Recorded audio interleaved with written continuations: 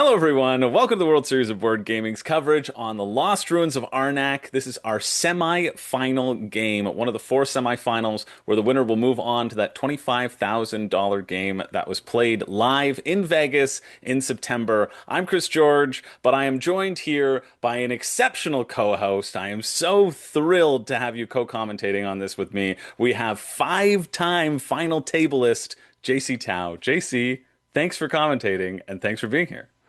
Of course. Thank you, Chris, for giving me the opportunity to be here. Super excited. Oh, I'm so thrilled to have you. You were at the final table of the Lost Ruins of Arnak 2 years in a row, right? Yes.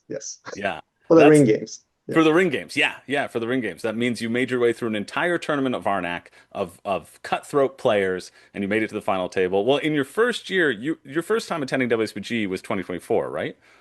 I think I was there for one day in 2023 Oh, for just what? to check it out, and I loved it so much that I've been back ever since. Amazing. Yeah, you sussed it out in 2023, then you came back in 2024 and you made 4 out of 4 final tables, a feat that has never been done, never been replicated in WSBG history. You walked away with 2 rings, and then you are here now and you also made the final table in 2025 for Arnak. I think there could be no expert better to join us here on the commentating team. You're too kind. I just speak the truth. Well, I know we have a bit of a long game. This game was a little bit longer, but I went through and I cut out a bunch of the thinking time. We had some bathroom breaks and whatever, but we still have a nice long game ahead of us. So should we head to the table and meet our players? Yeah, let's take a look. Perfect. Before we do that, if you are interested in grabbing your tickets for WSBG Vegas, I think our early bird promotion is still on, so you can use the code EARLYBIRD. And if you get it before November 1st, you get a full year subscription to Board Game Arena. So you can be practicing Arnak on Board Game Arena. I want to make sure you don't miss that opportunity. We're partnering with Board Game Arena this year. We're having some tournaments of all the games, and so we want to make sure that you're ready to study up and get ready for 2026. All right, now that that's in, let's turn over to the table. In seat one, we have Andy Tan. Andy Tan is a new WSBG champion, walked away as the first ever winner of the White Castle. Andy walked away with 100 points. That's why he's saying that right there. A 100-point score at White Castle. He is great at optimization, and I wonder if that'll help him in this category. Next up, we have Andrew Law. Andrew Law, it needs no introduction if you've been watching these streams. If you've been watching anything Arc Nova, he has won the past 3 years in a row, the entire Arc Nova championships. 3 years in a row, placing second at the WSBG finals in 2023, walking away with that $10,000 prize. Andrew Law is one to watch out for. Again, with his intense face at the camera. In seat three, our featured player, we have a little bit of a card camera on Brian. We have Brian Littman Smith, who is our 2025 Earth champion. He came in, he's been training with the Board Game Fight Club, wearing the t-shirt there, conquered all of Earth, and is here to conquer the Lost Ruins of Arnak, taking it on. And then in seat four, I believe should be coming up on the screen. Yeah, no sweat, Brian. No sweat whatsoever. And in seat four, we have Henry Trin. Henry Trin coming in as our 2025 Wingspan champion. Henry had made the finals of Wingspan. I also met Henry at KublaCon. He was there, he competed, he took over Wingspan, and was thrilled to get Lost Ruins of Arnak instead of a couple of the other semi-final games. It's always a crapshoot about what you get, but Henry is ready to take it on. I am very excited for these 4 competitors. I think it's going to be a pretty great battle. So let's turn over to the table right now. What's our time clock? As the players shuffle their cards, and we're getting that initial draw. And first up, it looks like we have, in terms of the blue cards, we have the Guardian's Ocarina, where you can return a placed person from the board, and also have each of your travel icons counting as an airplane, so basically a wild. And then we have a nice spread of a sea turtle, Theodolite, the Trowel, the Gold Pan, and also the dog. Perhaps one of my favorite cards in the game, the dog. The dog is definitely the most exciting card on that row right now. Sorry, so pass around the starting. Yeah, for sure. Dog seems exciting to you, JC? Yeah, who is first player? I'm trying. Oh, it It looks should like be Andy. Yeah. Okay. It'll be going clockwise from the bottom. Andy first player, Andrew second, Brian third, and Henry fourth. hmm Is it better to? Yeah, so Dog is definitely you one can of leave it on the your top own. tier cards in more the payments and in such to be Arnak, and I in wonder if one Andy's Okay, so will hobby just manage. snap that Yeah. off right Make sure you're away, very clear. or Make sure he you're could, very obvious when you start pass, and make sure working it's out his very research token. Those are both uh, equally uh, fine plays. Yeah, viable. Now, I know with Arnak too, I was when I was looking into strategy about this and some strategy guides, there are kind of set openings. Do you ascribe to set openings, JC, in terms of positional openings, or is it all dependent upon that initial market row? I like to be a little bit more flexible Hmm. when I approach this. I think other players have different play styles. Um, in seat one, you are not really able to do a whole lot just because you Right. cannot have start with enough compasses to even attempt to explore. And if you do, then sometimes you start falling behind on the research track anyways, because other players can do it without having to delay for taking compasses as your first action.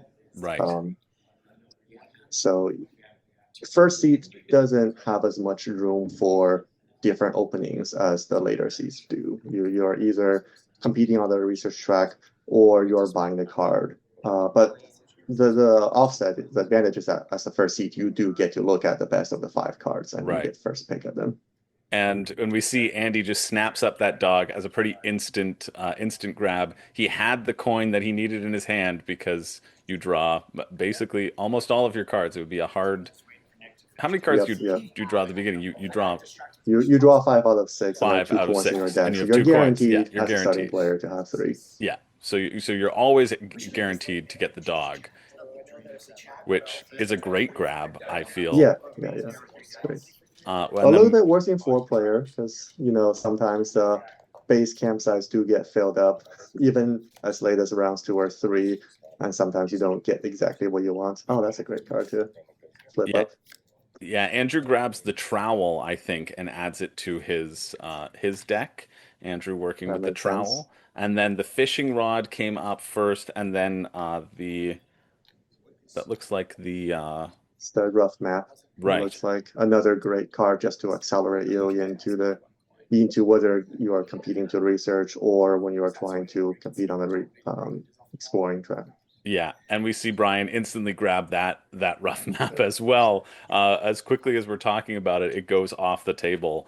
These players Yeah, seemingly, clearly those players know what they're doing. yeah, prioritizing the correct cards, because that's always the toughest thing in these semifinal games. It should be noted, we saw in their intros that none of these players are excelling at Lost Ruins of Arnak. I mean, they may have entered the Ruins of Arnak tournament, but they certainly didn't win the ring, or else they would be ineligible to hmm play this game. I know Henry was a little bit more excited to get Lost Ruins. And Henry was hoping for either Lost Ruins or White Castle, and he was afraid of Dune Imperium and Brass. And hmm so those were the four potentials that these players could have been drawn in. And I think for a lot of these players, it feels like Lost Ruins might be their bag, even just with the games that they won and the games that they excel in. Yeah. I mean, I'm sure all 4 of those players are going to be excellent at whatever game they choose to enter Yeah, or they get suckered into entering yeah, for semis. But I know Henry and Andy both play Arnak yeah. um, to some extent, so it's no surprise here. Yeah, and we see that with their initial plays. I think we're still on Henry's turn, and Henry now pausing because of those three initial grabs from the players, Andy, Andrew, and Brian snagging up those cards really quickly. Uh, Mhm. does this give Henry a benefit because he now has first dibs on the board because everyone was prioritizing there? Right, yeah. As the 4th player, you are, I believe, guaranteed to be able to explore because you start with 2 compasses, Right. I believe. Yeah, two So compasses and a no matter, coin, I and you believe. Yeah. and the benefit of exploring right now is not so much that trying to move your glasses, magnifying glass up, but to try to secure an assistant by the end of round 1. Mm, And looking at the assistant row, There is one assistant I think is just a little bit better than the rest. So the one that turns your coin into Into an an arrowhead. Yeah, that one is quite strong, and I wonder if Henry's considering exploring just to get the resources and time to be able to pick that up first. Right. Yeah, we see him placing down that compass, grabbing additional compasses, going right for that explore action, and pulling it out of the gate, it seems. And then using the coin to pay for the travel cost as well, I believe. Because it had a car on it. Yep. Snags the tablet, and we'll see what space he gets. I mean, all of these explorer spaces are going to naturally be pretty good. Yep. He grabs the one with fear, a compass, and a ruby. Pretty powerful.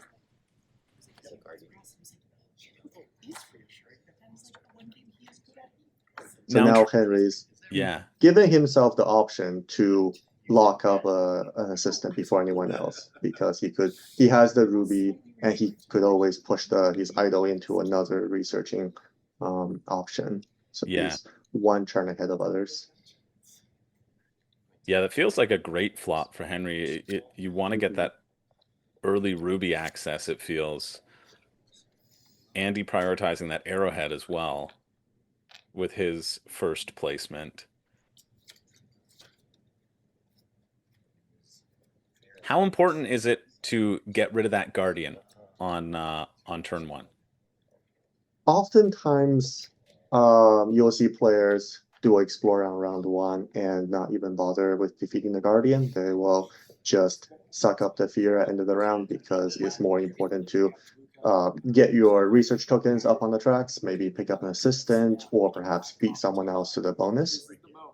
The fact that this one also comes with a fear on the site is a little bit of a pause. That means if Henry does not do anything, he'll end up with 4 fears at the end of round one, which would come back and hurt him.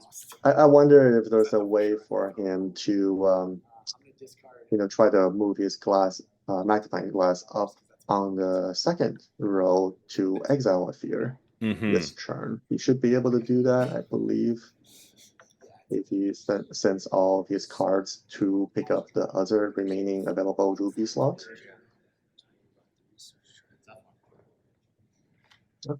Okay. Looks like he might try to defeat a guardian in this case. Yeah, because he's going up on that other side. On the other side, right. Yeah, just to recap, Andrew went to the space where you got rid of a card to get a ruby, so that's how Andrew has gotten his ruby for this round, and then Brian scooped up the gold pan, which is just another, basically works as a double, it's a double boat and a double coin, so it has a lot of flexibility there. Gold pan is great on this board. Early on, it lets you buy cards to make your deck building, to make your deck stronger, and later on, it easily converts to one of the strongest traveling options. Right, yeah, just having that double option when coins are less important. Andrew also hits that Explorer, though.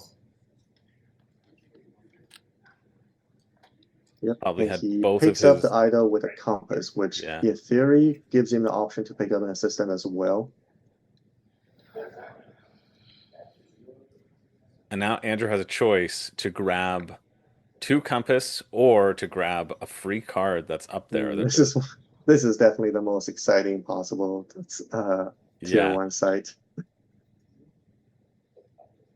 Now, is it picked over enough that he might go for compasses, but or would there be something that you would have your eye on up in the... I think you still want a card. I mean, Theodolite is the best of the batch. It is not as exciting as maybe some other cards, but the 2 compasses are just not as useful right now. Right. And I think working on improving your deck and making sure that later rounds that you're having stronger actions is worth this. And essentially with Theodolite, you get a coin and you get a compass for every one of your people on the board. So he's basically gotten his 2 compasses anyway, and then added in an additional coin to that. Yeah, I really like the design of that card. It definitely gives you a lot, but it asks you to, wait or be a little bit slower in your actions. So it's trading that tempo and speed for just more raw resources. Yeah. We also see Brian jump down on that 2 compass area. Brian primed with those 3 compasses to do an explore action with Right, his Brian still has a second. worker. Yeah. By the time he explores, I'm not quite sure what the assistant will look like. Right, so Henry picks up definitely the best of the batch. Yeah. A solid pickup from Henry. We've revealed the tablet assistant below. Mm-hmm. And I believe Henry should have at least one boat icon in his hand, so it definitely looks like he's gearing up to defeat this Guardian, which makes sense. You don't want to be stuck with 4 fears going to round 2. The potential downside for Henry right now is that he hasn't made any improvement to his deck at all. In fact, his deck has gotten worse because he's added 1 fear to his deck. Yeah. So at this point, if I were him, I would really try to prioritize adding anything to his deck. Right. Yeah. That the watch would be fantastic pickup. It's cheap. You should be able to easily afford it, and he makes the coins that is going to be basically turning those coins into arrowheads for him for the rest of the game. Yeah. Yeah, watch is also primed, especially because it's only 1 coin, and so he can use his coin to turn into an arrowhead, and then he can use that other one to pick up the watch and at least bolster his deck a little bit in that regard. Yep.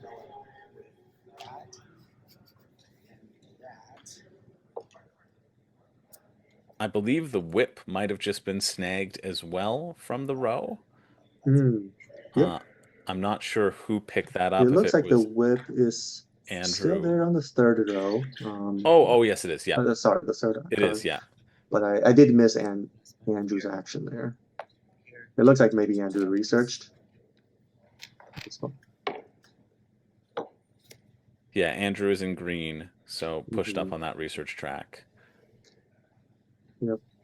And Brian elected not to explore this round, possibly because he's realizing that researching here might not even get him a good option for assistant. A common opening for the seat 3 player in Arnak is to grab enough compasses that they can do a level 2 explore on turn 2, because that means they get to go there again as their first action in round 3. I wonder if that's what you're thinking about.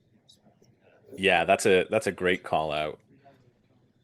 Him building up for that. That seems you get 2 idols instead of 1. The level 2. And he purchased a gold pen, right? So he's already setting up to use that to travel next round. Yeah. Yeah, he's got that double boat locked in. And so he's already thinking ahead. This is already really exciting. I feel like all of these players are really well matched, and this is going to be a great game to watch. Yeah. That's the old one. Which only fit on my Wait, you lived in Henry grabbing that arrowhead. Pushing up on that research track, and also gets a gold coin for his troubles too, potentially giving him a little bit more flexibility on what to purchase.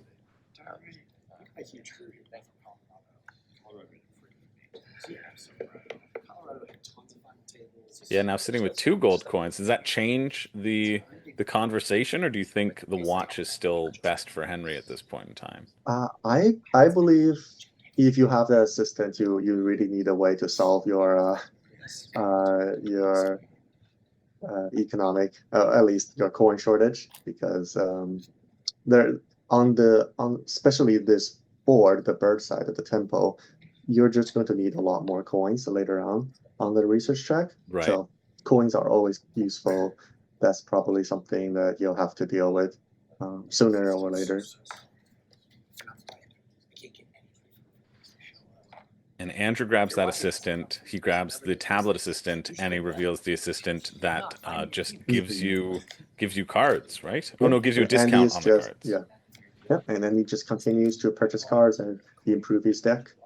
As a first player, you really don't have a lot of options there. You can't really compete on the research track. You're just hoping to use your starting tempo and your coin advantage to make your deck a little bit stronger.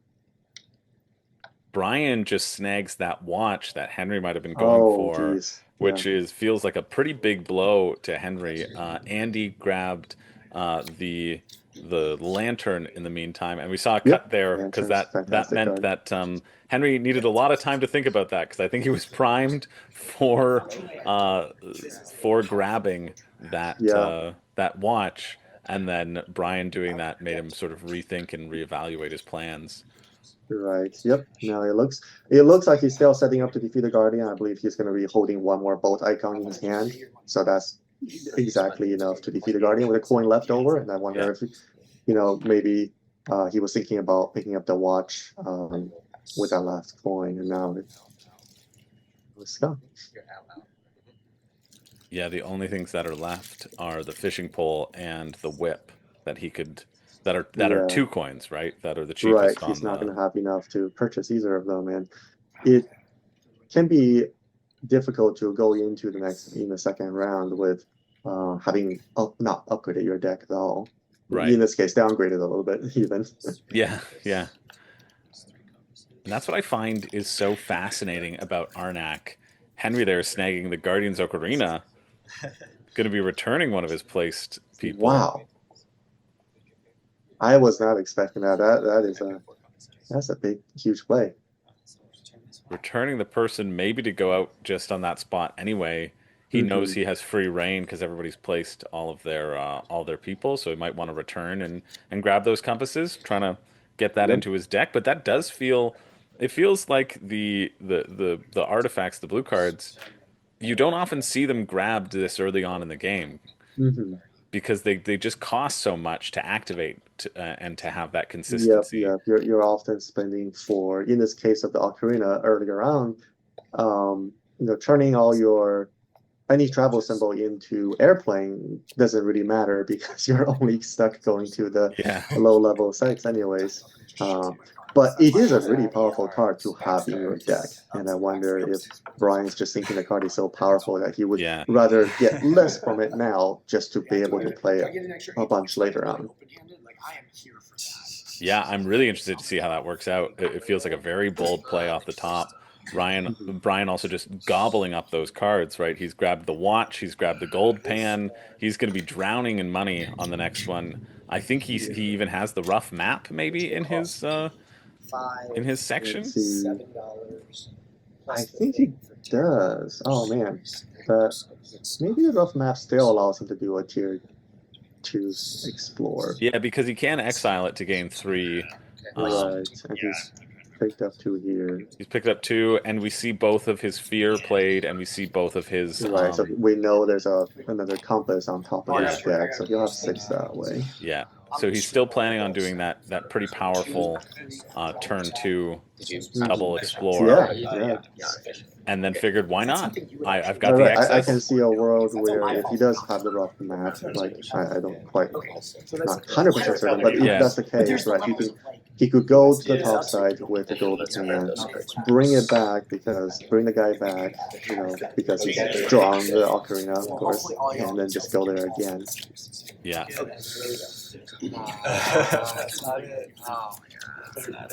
Wow, we're already around in it. Let's see. We're around in, yeah. We lost the treasure chest and the sea turtle. Nobody wanted to pick those up. Right, and it looks like Andrew elected not to defeat his Guardian, which sort of makes sense, right? I think 4 is sort of the threshold where I'm pretty uncomfortable letting the Guardian go by, but 3 is fine. You can have 3 fears in your deck and be okay. Yeah, Andrew grabbed that extra fear. Sorry. Yes. We see Brian now looking at his cards intently, counting it out, and just cutting ahead to the beginning of the second round to avoid that sort of reset phase. But up in the artifacts, it looks like we have the Sacred Drum and we have the War Mask. Sacred Drum being you can refresh both of your assistants, which might be nice for, looks like, who's the closest to that? Andrew. Looks like he's the closest to getting his second assistant. Might have his eyes on that. And then we have the War Mask, which gets you that arrowhead, and lets you sit on those guardian spots as much as you like without taking fear. So here we see Andrew opening with grabbing a ruby. He just wants to. He's researching such a way that he's first to claim the bonus tile, which also just immediately exiles the fear that he At played. this point in the game, I don't know if he wants it or not. Yeah. I wonder. So you're saying we can't do something? Curious why he chose not to go to the site that Henry cleared, because that also got him a ruby and a fear, Right. which would have been trash right away. He would have possibly accomplished. No. They were like, you see Yeah, those that's a pops? great They're question, not good. and also especially because he maybe he was worried about that additional fear, but he played the What you have. he played the compass. He played the he got rid of those two cards, right? Yeah, he had the compass. He showed a Yeah. card that could have gone there. So So he could have gone there, gotten the ruby and the compass, and just taken another fear as a result, rather than losing a compass. But I guess he's afraid of having too much fear in his deck. They were just like in a 4-player game. That is a very interesting call, yeah, and leaving those spots sort of wide open. You will not. And I did see Brian exile that rough map, yep, so Brian. he did have The it. first action was to play the rough map to set Yeah. up the possibly a large explorer. But with the board as it is, does he delay that large explorer, because nobody's really competing for it for him? Could he visit one of those sites as well, like that Ruby site? Yeah, it's tough to say. Generally, there's a couple ways to look at it. One is you're not quite sure what you're exploring into, Right. and you might want to just do that right away, so you can then figure out where to send your second worker. Yeah. Right. If you somehow got one of the sites that do not have a ruby, maybe now you want to prioritize getting the ruby. Right. But the other thing is, if you're trying to defeat the Guardian, a lot of them do require arrowheads. So another way to approach it is to lock up the arrowhead spots right now, just because it's going to be in such contention. Like everyone right now will want that arrowhead except possibly Henry. And that way, when you go explore, you're not going to be stuck in an awkward scenario where possibly you don't get an arrowhead from it, and the Guardian requires an arrowhead, and someone else looks at your position and be like, oh, I'm going to now block that from you. Even I got that one. I'm there. There is a minor upside to taking up some of the base camps right now, just because Andy has the dog card. So the more of those get covered up, the less useful Andy's dog becomes. That's true. We see Andy closing his eyes. I think it's Henry's turn right now, because Brian had to take a turn to exile that map. Andy closing his eyes, maybe hoping that Henry doesn't go to the one spot that he needs for his dog. We'll probably see an instant dog play from Andy, just because if he waits. Right, those spots will dry up very quickly. So if there's something he needs, he probably should just get that out of the way right now. And maybe that's what Andrew was thinking when he blocked the field side. Yeah. We see another cut ahead that just indicates that Henry's been thinking for a while, and I've cut it out of the video. Henry playing that fear and going and grabbing those tablets, the double tablet play. Yeah, Henry does not need arrowheads at all. He has an assistant that will make it. Yeah. Still hasn't solved his coin shortage issue. I wonder how there's a dog. Like the dogs and activate The first the one was site, I so didn't draw a 3 tile, compass. and the second one was missed my bill. A nice 3 compass grab from Andy.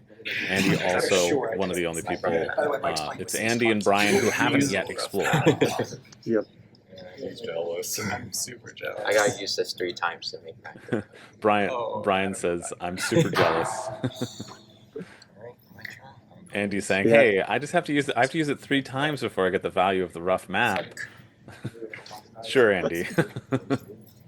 We believe that.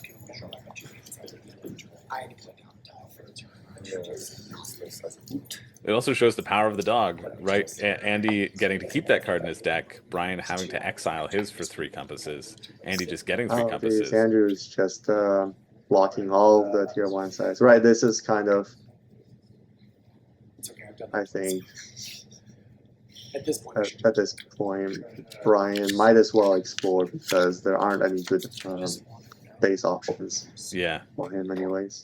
So explore first and see what he gets. It's also a little bit unlucky on Andrew's part that he has 3 fears in his deck and he's been forced to use non-fears to use as travel symbols. Yeah, for sure. Probably not what he wanted to see. Brian loading up on tablets, which is nice for his Guardian's Ocarina. Yeah. Hoping for something good. Yeah. That is probably not Now you must face your fears. the thing that he wanted to see. Oh, jeez. Yeah, that's gonna be tough to defeat. Yeah, a tricky one, especially just with not necessarily just with that arrowhead, but especially with that airplane. Right. Lacking both airplane and arrowhead. That's funny because I was going to ask you too. This is where I really hope he has Ocarina in his hand because that will solve at least the aeroplane issue if you were to try to defeat that. Yeah, I Allow don't. him to turn one of the symbols into airplane. Or he could just even run away, right? If he waits until everyone has already placed their worker, True. he runs away, that is totally fine because he might just plan on going there first action next round and then he'll have another shot to defeat the guy. Yeah. Why aren't you doing what I said?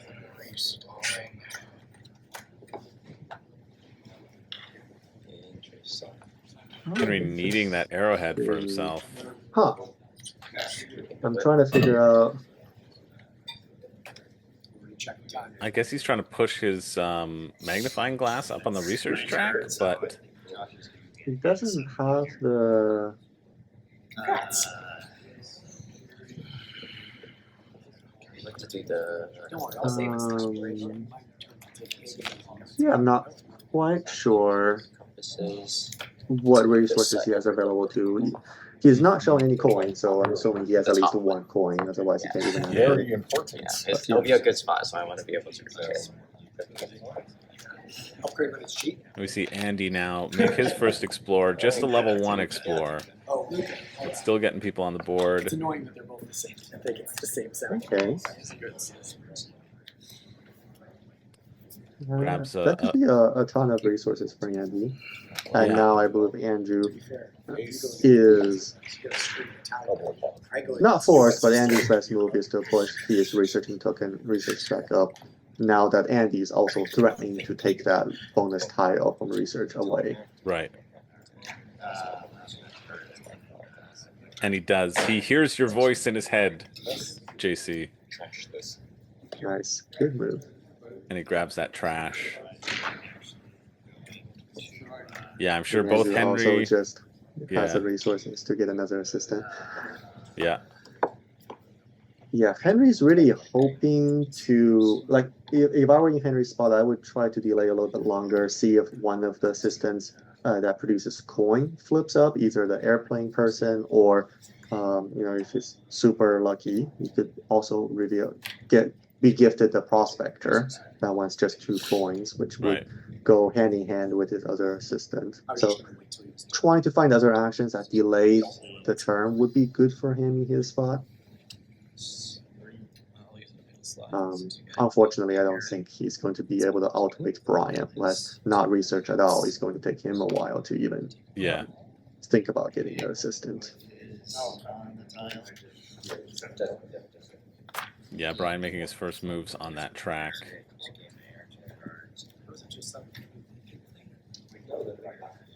So what's your second action? I did. Henry grabbing that arrowhead. I think played the coin in front of him to do it. And heads up on that research track as well. I see. It turns out into Ruby, which then can be pushed to push his board up.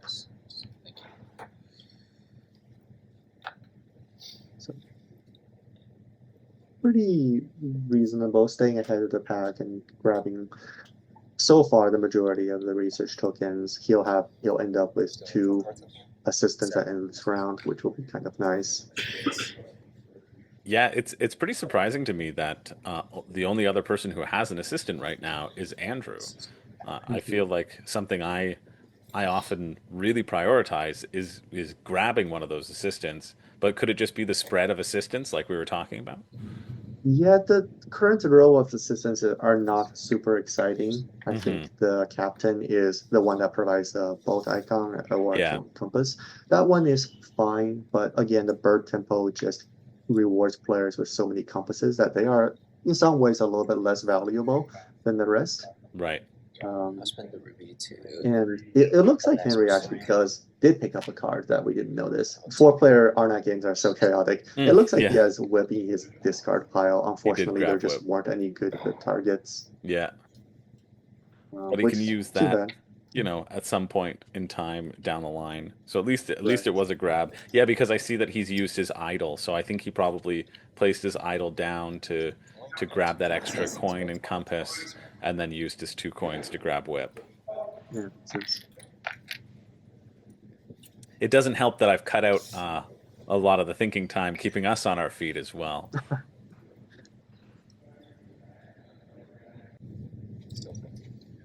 But it just shows the level at which you can calculate so much in Arnak because I find with Arnak it to be so difficult because if you lose your tempo, you can Mhm. you can start to feel yourself slip. It's like that boulder is constantly chasing you, and one wrong move and you might get flattened, and the Yep. the Yeah, research very track might much. be out of your grasp. One, I right after making the comment about the captain assistant, I do want to note that the tier two side is the boat side. So the captain is a little bit stronger, and I think Andy is probably happy that he picked it up over some of the other assistants available. That's true. Yeah, you do get that double boat. Yeah, it's on this board again. If you don't have the right travel symbols, if you don't draw both of them, your starting cards, it can be hard to actually go to one of the higher level sites. Right. Now we know that Given Brian is likely going to be monopolizing that one, but there still are those three others just waiting to be go to the taken. yeah, core site. yeah, I wouldn't be surprised if Brian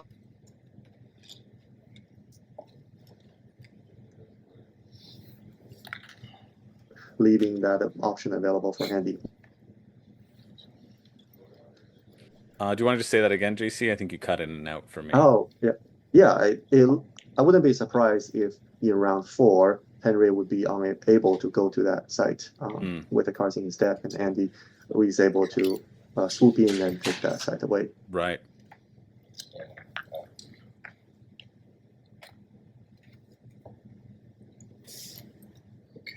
And that would be a real boon for Andy as well.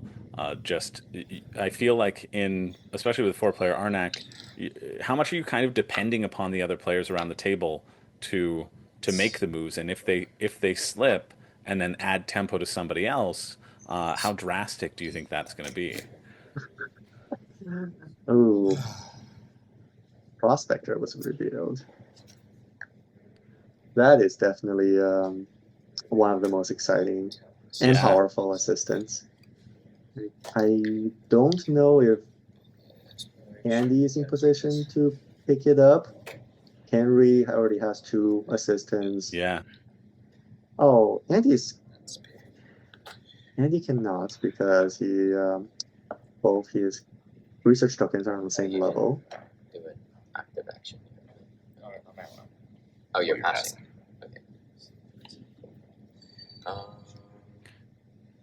yeah. It's tough, but that prospector is a great reveal for whoever can grab him. And I think Henry is now disappointed that he was forced to grab that card trashing one. Yeah, definitely.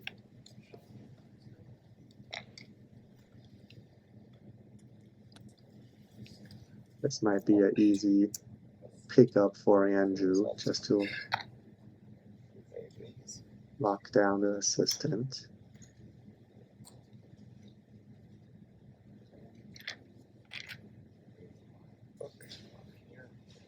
He goes and he snags it. Mhm. Yeah, snags Oh, it. the The pretty plain one quickly. showing up is not the worst for Brian if he's able to grab it. I'm not quite sure if he has. Kind of just really depends on whether he's holding Ocarina. I can't tell if he still has a hand or not. He's played 3 cards. So Yeah, I think he has some just face down in front of him, but I've been trying to get a peek at his cards whenever we see him in that little card cam that we set up as our featured player. He's been keeping his cards pretty close to his chest, but I don't believe it's in there. And now he reveals it. He shows his watch. I so think it looks like he's passing with a watch. Yeah. Unfortunately, he was not able to defeat the Guardian, so he'll end up with a fear. But fears are totally okay if you're the person with Ocarina in your hand. Yeah. And Brian just sitting on a mountain of resources. Do you think passing there was a mistake? Or is he at on the research track? He could have Yeah, should have it's idled a little into bit tricky. Yeah. Boot symbol, an arrowhead, coin. I think in general you do want to offer some resistance to the people who are also climbing the research track. In general, if one person's grabbing all the tokens, there's a greater chance that that game is sort of a runaway game. But in this case, it looks like both Henry and Andrew are going to be in position to take some tokens away from each other. So if you're the third or fourth person, it's less important that you participate in that. I promise if you connect, you'll get a bonus point. We see Andrew activate that prospector now. Could activate his tablet just for fun because he's not going to be getting anything else out of that tablet. Right. Once you have the prospector, your game plan definitely changes dramatically. Now, all of a sudden, the powerful cards are just going to be out of reach for everyone else. You can easily pick up. You have also just a lot more money, which means you can afford to play the delay game a lot better than anyone else, right? If everyone has a couple coins, you can sort of wait and do things until they're forced to pass, and then you buy your cards so that they never get a chance to pick up the cheap, efficient cards. Right. And we see a parrot pop up. Not really a scary card for anyone. It doesn't seem. Yep, that's why Parrot sort of saves you going to that main tent spot. Gives you a chance to get rubies. I'm gonna need a hot second. A lot of the market row becomes more contextual as time goes on too. For example, I think the parrot is just a little bit worse than usual because one person has already had a trowel, which produces rubies. Right. Henry's has an assistant that will eventually produce rubies. The only tier 2 explore site grants rubies. So a lot of players will have access to rubies in abundance. So that card is probably a little bit less valuable than otherwise it might have been. Right.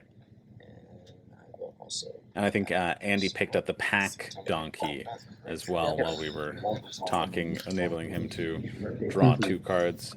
I was kind of surprised that Andrew didn't grab that one with his boat full of cards. Right. In terms of cards that change contextual value, I'm surprised the fishing rod wasn't picked up by someone. I think that's a card that can be good, but if someone else has a prospector is buying a lot of cards, you kind of want to be able to compete with them, just because the market will move and will have a larger turnover, and there will be a larger probability of having good cards in that row. In a game without prospector, sometimes the market row will just get stuck, right? There are a bunch of cards that nobody wants and nothing moves, but if there's a prospector, they will definitely buy a card every turn. So having a fishing rod to also sort of sneakily, you reveal this card, I'll grab that now, can be useful. And we're getting a little glimpse of Brian's hand there. 2 fear, some coins, and the ocarina. Yep. Looks like he did not draw the gold pan back into his hand, but he'll be able to do this. That's what I needed because I don't have it's low enough. I mean, just saw me trying to get it. Yeah, spends the coins on it. I straight up told them, I'm like, put me on my Yep. house. So I never played, so I don't even Which makes sense in terms of him holding on to those coins, knowing that he wants to be able to potentially hit that space double this turn Yep, around. makes sense. Yeah. I wonder if he's going to try to do another large explore with the 6 compasses. Yeah. In terms of the new artifacts that were refilled, Stone Key is a pretty exciting pickup. But it looks like they might not be there much longer. Yeah, it seems like Henry is grabbing that with his whip. Henry drawing the whip back into his hand. Yep, he The drew it back benefit, and- yeah, the benefit of not building out your deck is you don't really have that many cards to go through, and you're pretty much guaranteed to grab those cards again. And being able to make good of moving that idol back. Stone Key, very powerful card. Yeah, we're getting to the point where Henry's not going to have a lot of ways to solve his money shortage problem, and that's going to really reflect in his later game options available to him later on in game. Mm-hmm. If I were him, I would seriously consider the Ancient Wine. 3 compasses pointing at the airplane assistant turns that 3 compasses into 3 coins, which is going to be a good trade. Right. He'll be happy to take that. So I wonder if that's something that he wants to use his 3 compasses for. Dandy drawing his dog again. And now the dog is fully unleashed. Nobody's going to try to go to the bottom side, so he's going to have his pick of the options here. Yeah, just a monstrous first card to get for Andy. That I think we remember all the players reacting to it. Yeah, there's been some really exciting moments here between Andy picking up the dog, which, probably to the surprise of no one, but Andrew flipping up the Prospector very late. Right. On a turn where no one could contest him. Like, Andy had the resources, but he wasn't in position to take his second assistant. And that was timed really well by Andrew. Yeah. To even Brian leading turn 1 with Ocarina. Those are all just really big plays in moments. Andrew's still dealing with that fear. I know we just said that probably we wouldn't see a lot of people going to those basic sites, but Andrew making a fool of us all. Yeah, so he should have had 3 fear in his deck. He was able to trash 1 of them last round. He still has 2. And it would be good to get rid of them at some point. Yeah, maybe this is a turn that he goes there and possibly picks up the Cleansing Cauldron. Yeah, that's true. Being able to have that way to get rid of those cards. One thing to keep in mind is of all the idols that can be rewarded by exploring, there's one that re-readies your assistant, and that one is just extra powerful when you're the person with Prospector. There's a little bit more, probably a little bit more urgency in trying to take that off the board if you're anyone other than Andrew. And if you're Andrew, you'll probably want to try to get there first. Yeah, right now it seems like Brian is the only one primed to do that big explore, but is still waiting. Mm-hmm. So can we do a procedure change? Yeah, Brian has to have his Ocarina in his hand now, and I wonder if the other players are cognizant of that and trying to hold back a worker just in case they can snag that. But again, I just don't think Henry's deck is capable of even going there. Yeah. I had my own. That's that one interesting. doesn't matter. He's going to pick it up with his Ocarina and go somewhere else. So totally. And I guess that makes sense because in a perfect world, Brian could do the second level 2 explore and then pull back and go back to the level 2 site again. Yeah, but just requires that extra. Potentially a little bit tricky. I don't know if Brian is aware of the contents of the sites. He currently already has 2 rubies, and his research tokens are placed in such a way that he can really only use 1 this turn at maximum. If he does another explore and that flips up another ruby that he cannot use, I would say that would be a major blow. So yeah, he's really needing some arrowheads for sure.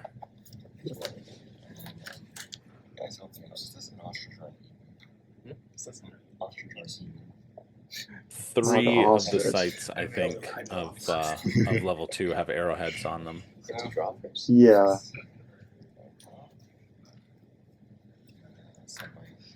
Just to explore this.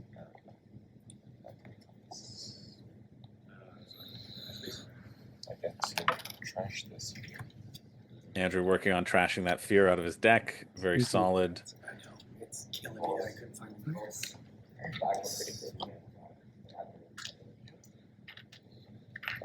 Brian wishing he was there now with that arrowhead.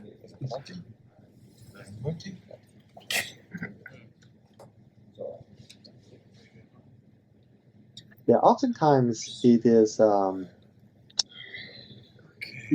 players don't have to be in such a rush to clear their fears in their deck earlier on because you see there's so many ways of leveraging that extra fear. Two of the guardians that we see on the board allow you to use Yeah. that fear as part of the cost of overcoming them.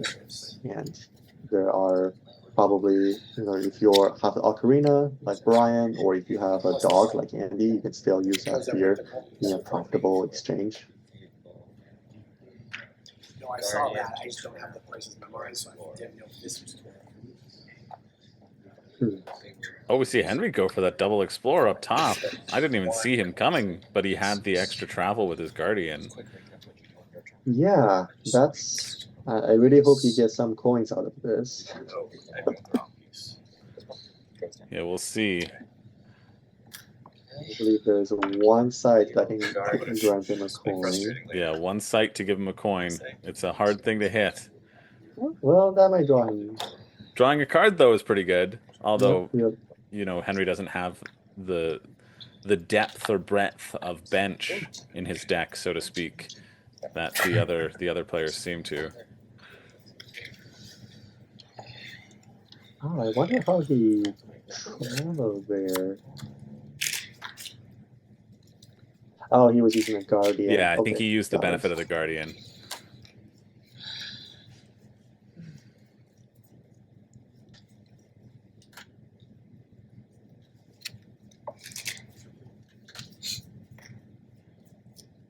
Okay. Yeah, I will use this as a compass. Yes. 5 more. Car symbol, car symbol. And we see just like that, those level 2s are getting gobbled up. Where Wow. I didn't think people were close, but Andy was hiding his just off screen Mm-hmm. so he could have the great reveal and shock all of our viewers at home.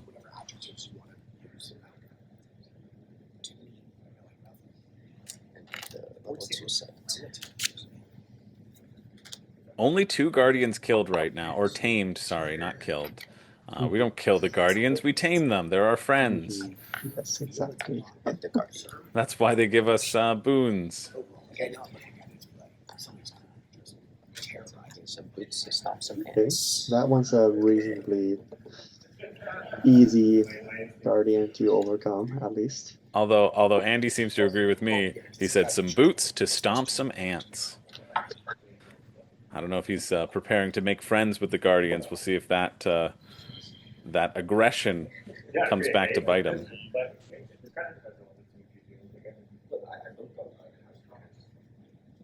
Hmm.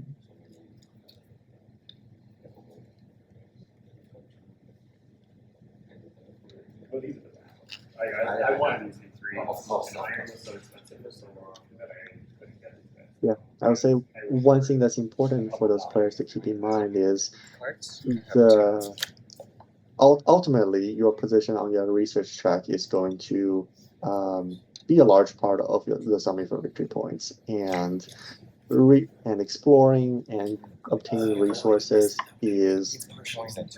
should be done under that guidance. You should be actively looking for resources that allow you to push your research tokens this round rather than letting someone else jump you or possibly claim those bonus tokens ahead of you. Yeah. It can be a little bit hard to predict what research tokens you'll get, or research materials you'll get for I like exploring. seeing Worcester when I knew I wasn't going top. And I kind of like what Andrew's doing right now is just, I know exactly, I'm going to go to the sites I know will get me the guaranteed Right. research material to allow me to continue progressing on the research tempo. Yeah, he knows what he wants, and he is getting it in the most efficient way possible. Now, if you're Henry at this point, Henry is in the lead on our research track. He has those 3 options on which to progress, 2 of them looking to give him a tablet as a reward, and 1 giving him a draw card, which I don't know if that benefits Henry as much as it does the other people. Are you focusing on the bonuses that you can get there, taking the draw card away from people, or are you just focusing for how easy it is to get you to that 5th level? Yeah, I think now the question's been easily answered. Now that Brian's up there, he's got to go for the one that Brian can take. Right? He's not only is that something that he's going to have extra though, he's probably going to have extra rubies based on his assistant, but that's something that Brian could threaten to take away from him the very next turn. Yeah. But yeah, that would have been a good question, except I think Brian forced his hand. Yeah, Brian heard my question and says, "No, you don't need to worry about it."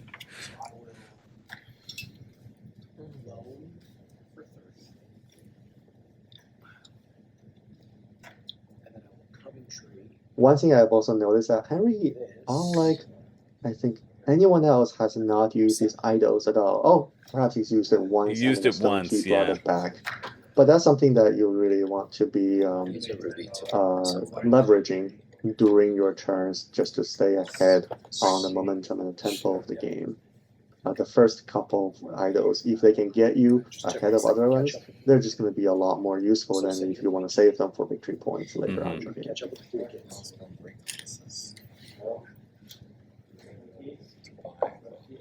Candyland? It's like one of my favorite lines. You guys are playing chess. We see Andrew grabs the War Mask, making sure he's protected against fear. Every time you empty those, I not the Pathfinder staff comes up. Relocate a placed worker to a level 1 site or a tent site and activate it. Pretty good for this board right now, especially with all those people on level 2. Right. Yeah, it's interesting because in other games, there would be even more tier 1 sites opened up, giving you more options. Right now, there have been almost as many tier 2, level 2 sites that have been opened up by players. So you don't have quite as many options. And I would say the site that allows you to just pick up an item is dropping in value rapidly. So I think we might want to wait until the players might want to wait until a couple of more sites open up before really considering the new artifact. Brian's sitting on 8 compasses right now. Jeez.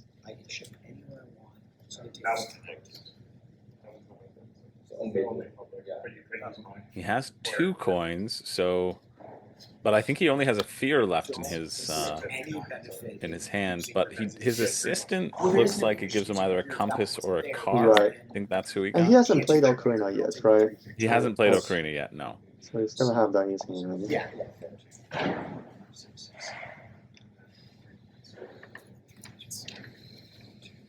Yeah, I mean, Ocarina, and then go back up there, possibly beating Henry to the exile research bonus would be a pretty good move.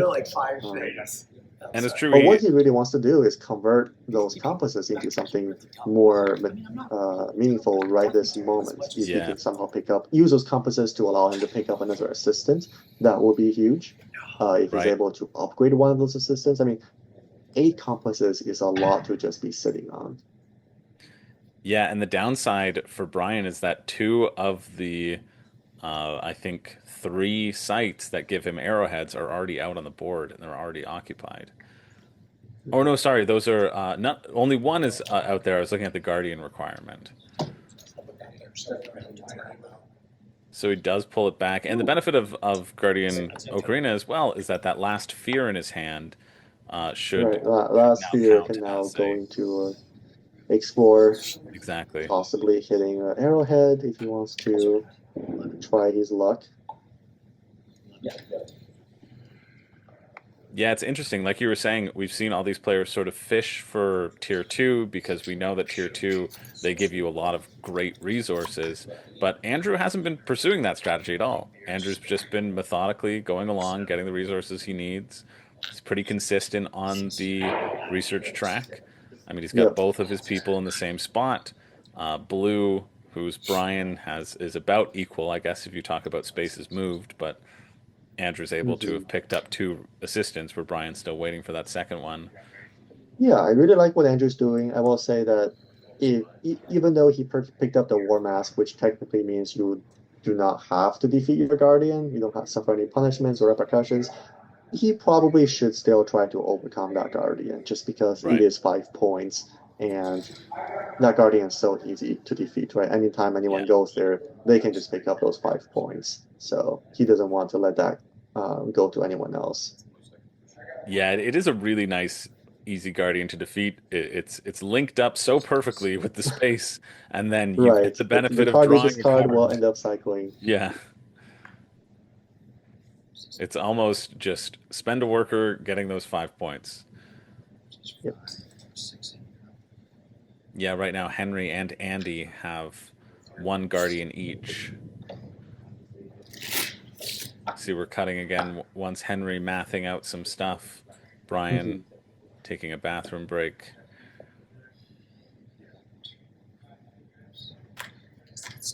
I think he's clearly just thinking about how best to use those 3 idols, right? Mathing out what is his track up on the research track, what's the most efficient.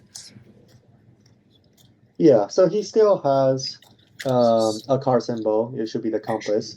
So he's probably debating between using that car and the arrowhead on his board to defeat the Guardian, which is fine, but again, it doesn't really upgrade his deck at all.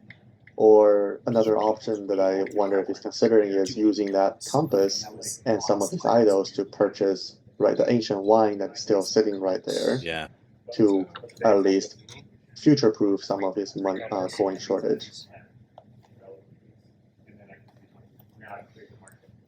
He pushes all 3 in.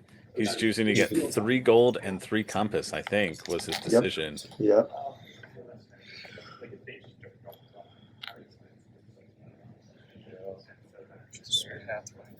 Oh, interesting. He grabs the Pathfinder instead of the ancient wine. That. Huh. I wonder if he's thinking about just getting all. He's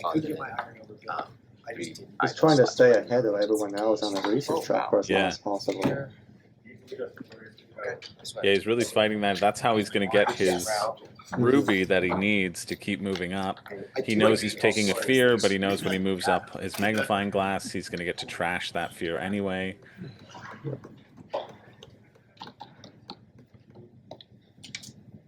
He now has the additional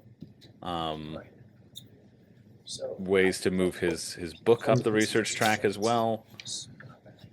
That's a pretty exciting artifact to flip. I wonder if Andy's able to.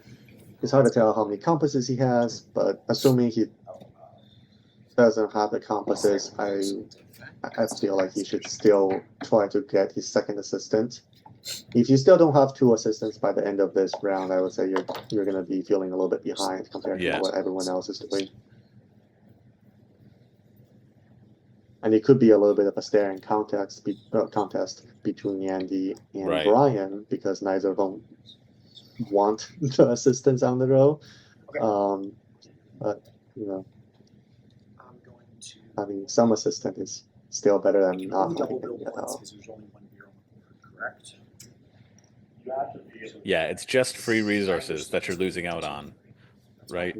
Henry has had both of his assistants. I think he got them in round 1, didn't he? Or at least he had one of them. I think he had got his second very early on. Been able to make good of that. I just have to have a beer. Yeah, normally I would say the airplane assistant is quite solid, especially in light of all the tier 2 sites that have been opened up. You do want to be able to go there efficiently. But Andy and Brian both already each have a travel assistant, so the value of that goes down a little bit. Right. I'll spend the exploration for this to get to exploration. I'm going to use Okay, that. so Andy did have the 2 compasses to buy that. That makes Yes, sense. he did. He grabs that sweet inscribed blade Or get a discount on the arrowhead. and moves up and grabs that assistant. Let's see if he goes for that airplane. He Yep. does grab it. So 31 total. And now Brian really does not have many good options left. And when I And so I will rail. It could be a game where he just never gets a second assistant and decides to prioritize moving his glasses up. Really, but I just feel like wouldn't the point disparity there be too insurmountable to overcome? Just not getting the points on the book. It depends. I've definitely seen people very interesting games where you're able to collect so many more research tokens with your magnifying glass, and Right. in the end you're able to just get enough of those 11-point tiles that can make up for the loss. Right. Okay, so now Brian does do a big explore with his 2 fears, and I would say he's very likely to get a non-ruby. There's only 1 left out of 3 that can provide a ruby. The other 2 provide a combination of tablets and arrowheads. So hopefully he gets the things that he will need to make his investment worth it. Yes. Oh, he hits the one that he desperately needs to Yeah, with the that's a double big one. arrowhead. Wow.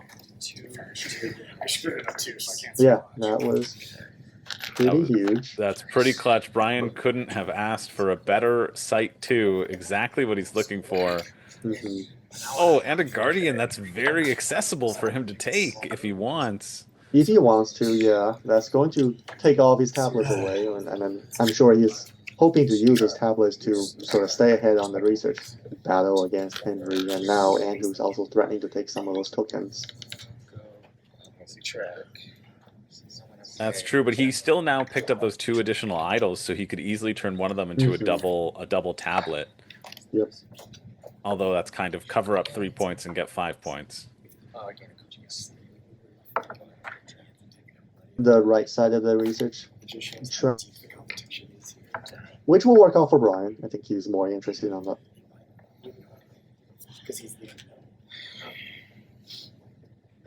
Wow, what a huge hit from Brian. We can just feel the Yeah. momentum. We can see the shift in body language too. He's sitting up a little bit more. He's active. He's ready to rock and roll.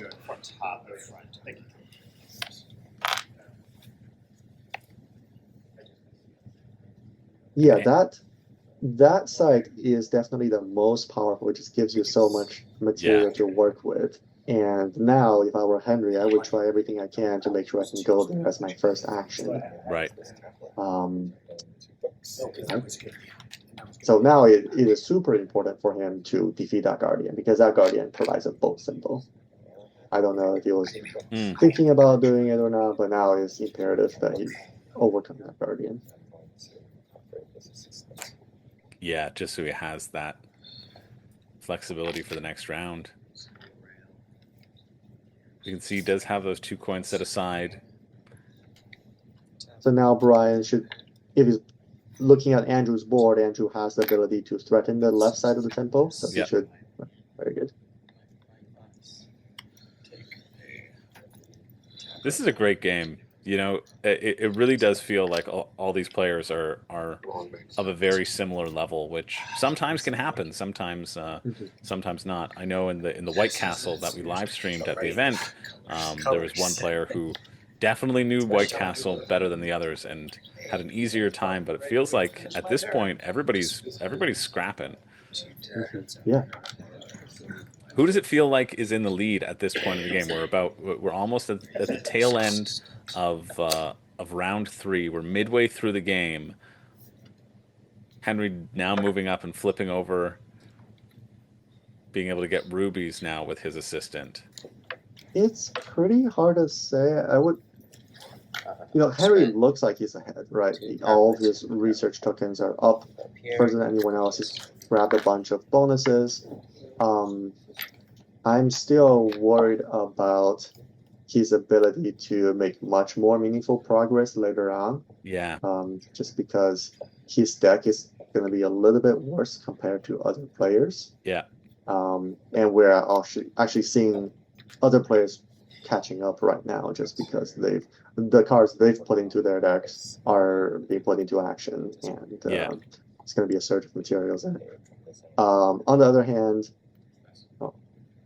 Andy looks like he may be a little bit behind, not having picked up assistant until just this turn, and he's not even an assistant that allows him to compete on the research track. Can be a little bit rough. He's unlikely to get the best tier 2 site in terms of resources, even going to the next round. Mm-hmm. So he'll really have to work on his dog, hoping that he can draw his dog or in squared blade and those cards to allow him to catch it back up. Yeah, it's true. Andy does have that flexibility with his second assistant because he did pick up that airplane one, I believe. But it's you're kind of praying that Henry can't go to that site, but it's kind of unlikely given Henry's put 2 more airplane symbols in his deck this turn. Yeah. And because we see Henry's draw pile is non-existent, we're basically looking at what he might be drawing. Although he does still have some cards in front of him, it looks like, if we look at his little player camera there. Maybe those are the fear that he just hasn't spent.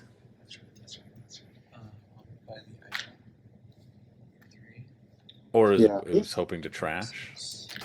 And then I believe Brian's got to have the most volatile position of all 4 players. He has 4 fears in his deck, and I'm not sure if he's going to be able to defeat both guardians. It looks like he can if he has a card in his hand. I don't know if he's holding anything in his hand. I don't think he is. I think he. Okay. We're still on that guardian. Then he'll have to spend all 3 Ocarina. tablets to defeat the owl, and then use the owl to defeat the other guardian, which means he might not make any progress on research for the rest of this turn. Right. Yeah, maybe Brian resigning himself, like you said, to not worrying about his book moving anymore, and is just going to try to shoot up that magnifying glass.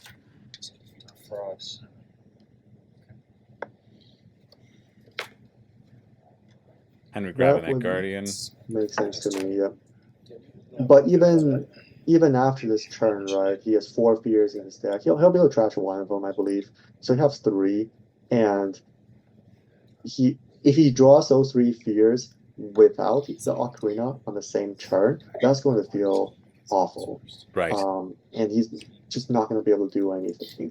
But on the other hand, if he draws the right half of his deck, namely the 3 fears plus Ocarina on next turn, and goes to all the places and gets pretty far ahead on the research tempo, and then on the last turn draws the other half of his deck, that could be a really huge couple of turns for him.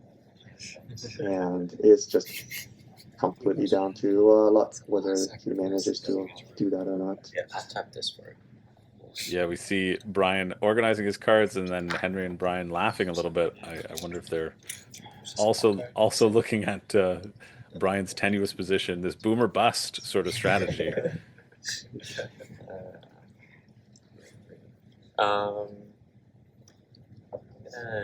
Use my bow and some boots to run over the ant. Using his boats and his boot to run over the ant in a way that the ant likes it and decides to join his side. Yeah, it looks to me like Andy is trying to pursue I'm going to have a high quality of my deck strategy, and I'm going to use Pack Down Key to draw into my powerful cards and eventually catch up that way. Unfortunately, I believe that's what Andrew's doing, and Andrew's gonna be able to do that better with the help of the prospector. Right.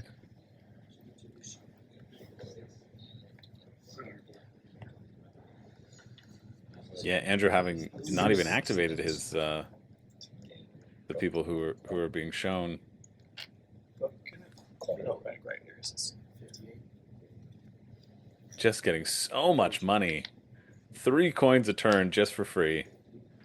Right, and I don't know if Andrew's doing this intentionally or not, but he's definitely going to pick up a card from the market row, and those cards are not very good for other players. It's best for Andrew if he can wait as long as possible, Right. make other players spend their coins doing other things like overcoming guardians or committing them to do other things until no one can buy anything, and then he can start.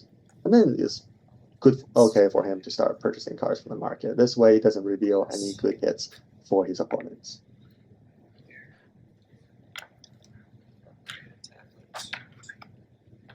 Yeah, we see Brian shooting up that track. Mm-hmm. Feels like This he can means get he's even committing- higher. Yeah, this means he's committing at least one idol to be able to overcome the guardian, but that's Yeah. fine. This is a strategy he's committed to, and he should definitely do a full commit. Like, once he's in this position, he can't allow Henry to take any more tokens that he's Yeah. on the path to take. Yeah, forcing Henry to go down the other path if he wants to get those benefits. He's going to go last next round, so he's already going to be one step behind when it comes to researching. Henry having the research assistant means he's going to be one step ahead. So Brian really needs to be at least one level, if not 2, ahead to be comfortable. Yeah. If you give me a second, I will get it down there. It would be amazing if he has a coin in his hand to go up one more step, because he doesn't actually need the arrowhead to do anything else this turn. So just putting himself in 2 levels up would likely lock him for being first to reach the top of the tempo. Yeah. But I can't tell whether he has a coin or not. Oh yeah, I'm not sure because he must have gotten to draw a card, which is why he has that extra card in his hand, because he's just had fear. Right. It looks like if his his coins gold are on stands, the then that would be table. perfect. Yeah, it seems like his coins are on the table, but he does have a watch or a gold pan to work with. Oh, he has both. Oh, Yeah. okay. Then he's very likely. I think he's pretty likely to be able to do that.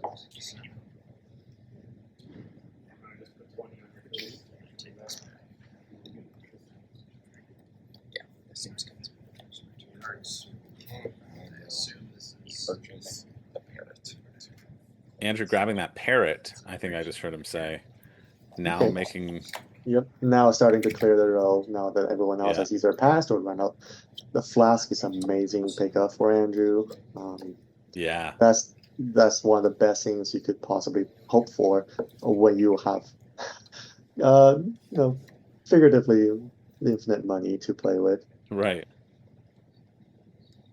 Yeah, especially when Andrew's been getting so many cards that give him things. He's got Parrot, he's got the Ostrich, which also lets him draw.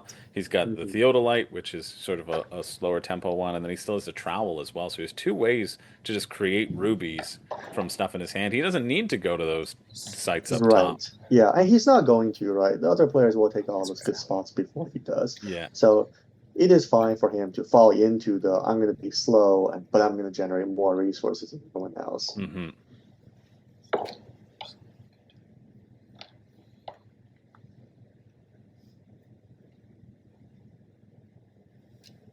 I think we're on Brian right now. I think he's contemplating deciding how does he spend his idols. Yep. Yeah, I don't know if Andy had any coins left, but would be if he did, this would be a perfect play on Andrew to wait until Andy had passed before purchasing. That's the card that Andy also would have loved to have instead. Wow, Brian does go for that assistant, maybe for the card draw? Oh, sure. Maybe he's feeling like, I really need to be able to draw my Ocarina to have a chance. Yeah. Even though right now it won't do him too much good. I don't know if he does have that card. Oh, he does still have a card in his hand, so Right. He has a card in his hand. it's not a useful one. But yeah, I mean, if see nice things for I suppose this might find an airdrop. Wow. Wow. The hits just keep coming. Yeah, I think Andy grabbed that flask so that Andrew couldn't have it, but then And he hasn't passed yet. Okay, perfect. airdrop just came in, and Andrew saying, "Okay, fine, I guess I'll grab the Yep. airdrop." Airdrop or machete, or even the new tank that was revealed. They're both excellent. You're really just looking to convert all of your coins into either meaningful resources or just even raw points. Because some of those cards, like the one that we have right now on the board, Grappling Hook, 2 coins for 2 points. It's quite Yeah. a good trade. Let's go from brass to can't stuff. That is how we become winners. And especially as we head into the later rounds, right? Once you hit round 5 and you've gone through your deck, then it's just see how many points you can really get. Mm-hmm. And having a bunch of coins just Yep, means... and that's where Andrew's gonna be definitely a distinct favorite in terms of getting more points through his deck.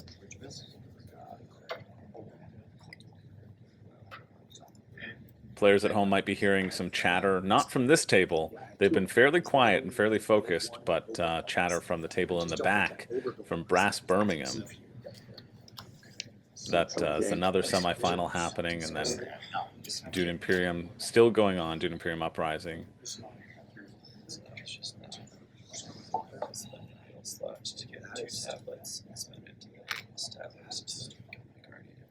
Yeah, Brian using that idol to take out the Guardian, also tapping his assistant to let him draw and discard, which I think he did. Getting a nice clean deck to hopefully clear the way for all of his fear and his Guardian's Ocarina. Yeah, I think he's definitely trying to mitigate the risks of having 3 to 4 fears in his deck, but it's the end of my turn, so. I don't know if that's enough a way to safely put him into a position where he can draw the Ocarina more reliably. He still seems to have 2 or 3 cards left in his deck. I would be almost tempted to hope that, since he had 3 or 4 cards, we just hope that when he does a reshuffle that he doesn't draw the Ocarina or any of the fears, and just have a very strong round 5 where he does draw all those cards together. By picking up the assistant here, I think he may be just a little bit too behind on the research track. We'll see if Henry decides to fight him for it. Yeah, it feels like Henry's going to be pulled in a lot of different directions, and is kind of going to have to choose which one to do. Managed to draw into that watch as well. Brian getting a nice cash infusion to end his round. Hard to say.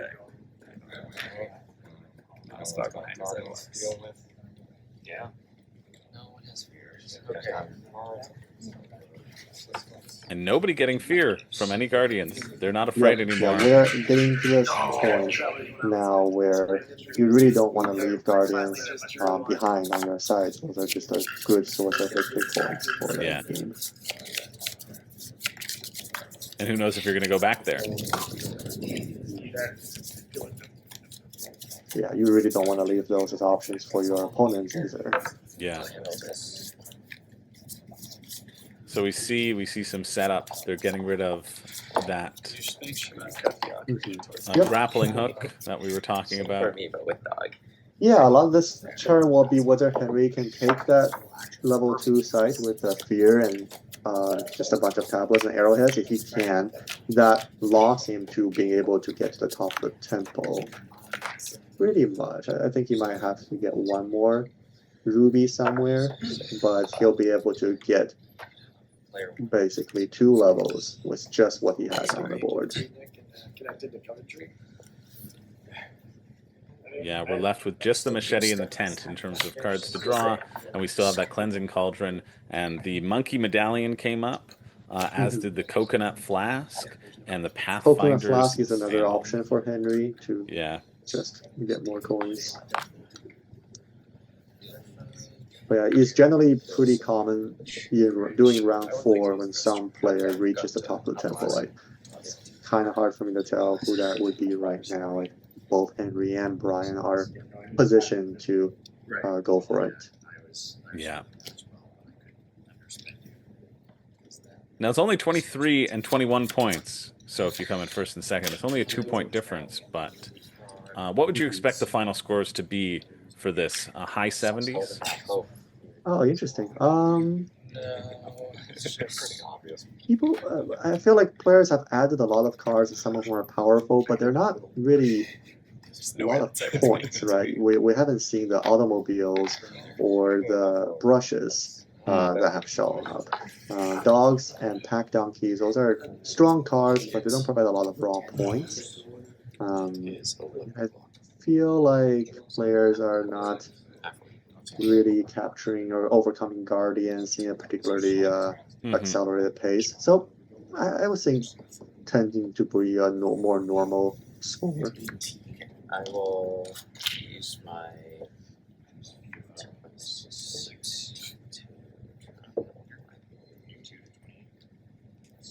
What's the upper limit on a score for Arnak? Upper limit. Oh, I don't.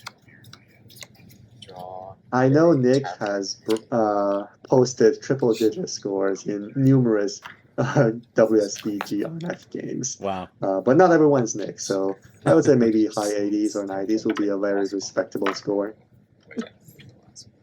Yeah, hitting triple digits is pretty hard in this game. Hey, I thought it was pretty hard to do in White Castle too, but Andy showed us. Yeah, 100 in White Castle is also quite a feat.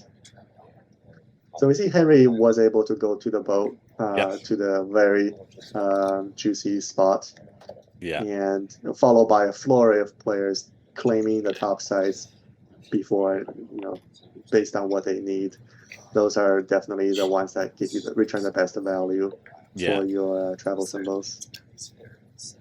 Yeah, but all three of those that were claimed were so nice. Mhm. I mean, hey, 2 compass and a ruby isn't that bad, but compared to the other 3, it doesn't feel as good. Yep. You're really looking for ways to research, and Brian being stuck with no arrowhead or tablets, Right? like he's really gonna. I mean, there aren't even any tier 1 sites that offer him those options. So Yeah, and he only has 1 space left for his idols.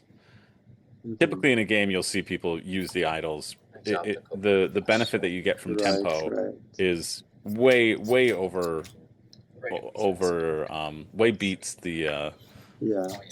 the 10 points that you can get by leaving them open. Oh, sorry. So Henry decided to play his stone key there. I wonder if he could have pushed his magnifying glass up to follow, either to follow Brian or go up on the other side, instead of using that tablet. That would have potentially given him a way to beat Brian on the research. Which card I can beat him on. Right? Not sure.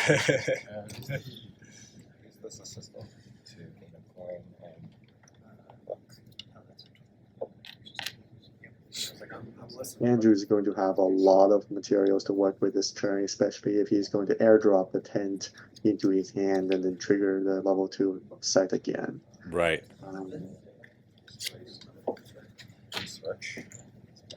And he can also wait as long as he wants on that, because Yeah, he's not in a rush. I mean, all No the one's gonna research take it tokens from are him. gone. Like, he's not going to be able to get most of them. There is a double arrowhead one that is actually kind of difficult for anyone else to claim, so he could just also sit on that.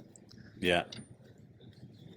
I feel like at this point, someone's got to take away that idol that re-readies an assistant. That's by far the best one at this point, because everyone has an upgraded assistant, so whoever gets there first will just naturally get a little bit more value out of that move. Right, and that's the single boat in the first row on the right, if you tilt your head and look at the board. Mm-hmm. Oh, of course he did. So you build the beer and turn so that your first you have to drop just one comes. Also tap this. Saturday after we tried it. And just like Brian's that, actually, Brian's actually the only one who does not have an upgrade assistant, but he perhaps recognizes the fact that it's not going to get any better for him, yeah, and he takes away that valuable idol from other players. yeah. I think a really good strategic move. Brian not getting as lucky as he wanted to Oh, as he geez, got yeah. in number 2. That is really not what he wanted to see here. And that is pretty unlucky. That is the only remaining tier 1 site that can grant rubies. Everything else either offers tablets or arrowheads in some combination. Yeah, and we see Henry feeling the pressure now from Andrew pushing up on that track, decides to pull the trigger, not going to let that additional bonus get away from him. Yeah, draw and I 2 think cards now with that Henry is a lock because he took a turn off to use Stone Key. Now he can push the idol back up. Mm-hmm. I think he did. I think he did to do that move. Wait, he already did. Okay. Yeah. So now, he can go up on the left side and then use his assistant to get to the last step. Right. So he's locked us up ahead of Brian. That's a pretty meaningful jump.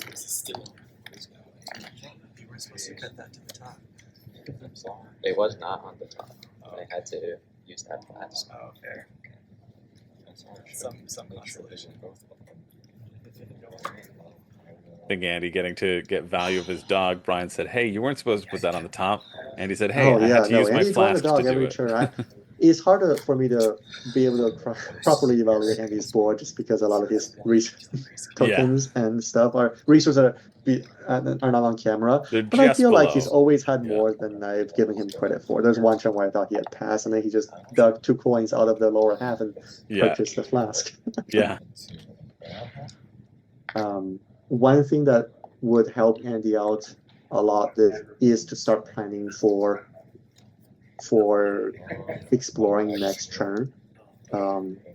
On the bird tempo, the last book movement allows you to defeat Guardian for free, and you really don't want to miss that bonus. That is a sizable victory point advantage. So if you're Andy, you're going first next round. You gotta be figuring out, can I afford to take the best tier 2 site? The fear, double tablet, double arrowhead, or do I just need to explore because otherwise I'm not gonna have that option.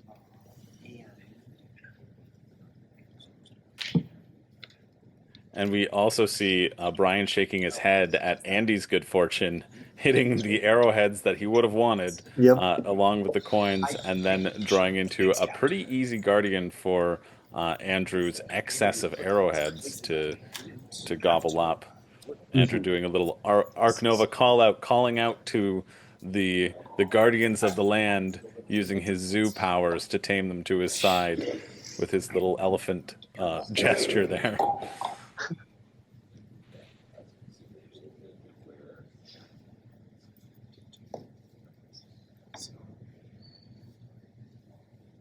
And hey, it's working. He's got the animals on his side.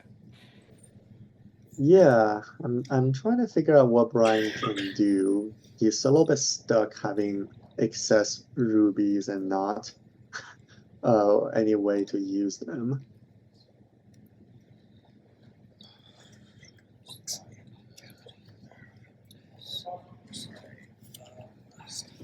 Yeah, it's tough. He wishes he was on the right side of the track at this point to capitalize on those rubies. Right. Okay, that's one way he could run away.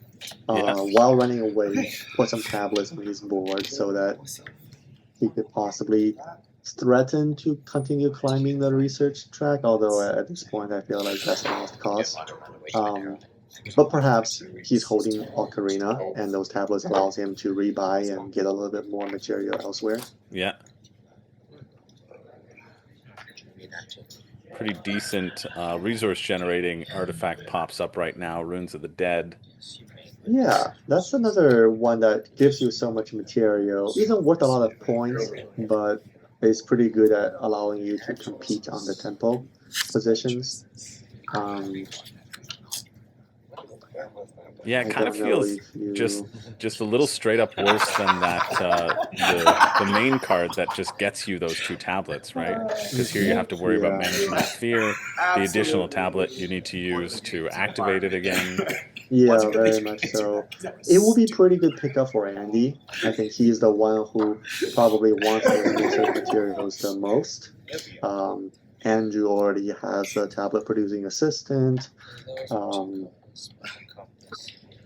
I suppose Henry could also leverage it because he actually has the exiling fear assistant, so the fear is not really a downside at all. Mhm. But normally I would say that he should try to move his book up to pick up the artifact for free, but he's just so invested in climbing the Took your card draw temples. there. The problem is that puts me really fast. And obviously the years I need are down there. So if somebody Alright, so Henry just explored, leaving exactly one unexplored site available. Yeah. but obviously you can drop and ship it. It's really easy. But then Not my first guardian. It's not that bad now, but Luckily for Andy, there's still that guardian from all the way back in the first round still left. So I suppose he can always go there if he's ever to intending to bring his book up to the final stage. that's also a terrible move then. Yeah, and with Brian retreating too, there's 2 open guardians Oh, I haven't still. developed yet. Okay, we're gonna start. Oh, that's right. I don't know what my plan is, but it was clearly not that. Thank God for takes his backsies. Okay. Then if I were Andy, I would be a little bit more confident in, hey, I'm gonna prioritize going to that level 2 spot first as my first action. He scoops up the coconut flask Now I use the to arrow effect. to Yeah, I convert haven't paid attention Arrowhead. to whether he has any money problems, but the coconut flask, in addition to just generating a bunch of points, is also worth a good amount of points. And we're getting to the point where you have excess materials and you are considering adding cards to your deck as much for their point value as for their effect. Right? Like this is round 4, Yeah. you might not even draw those cards again. So how much they're worth in terms of victory points becomes a lot higher in consideration. I feel like a nice potential for people who keep getting compasses did just pop up with the trader scales. That helps sort of negate Mhm. the amount of coins that Andrew keeps getting, potentially counterbalancing his grasp on the coins. I think Andrew was very excited. You heard him laughing when he was excited to see that guardian with all the coins out on it because he knows, well, that's good for me, and it's worse for everybody else.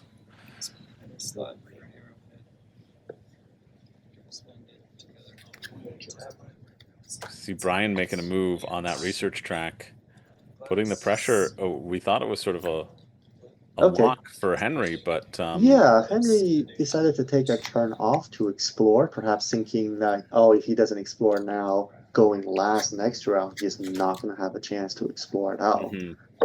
But this does cost him at least 2 points in the race on the tempo, if not more.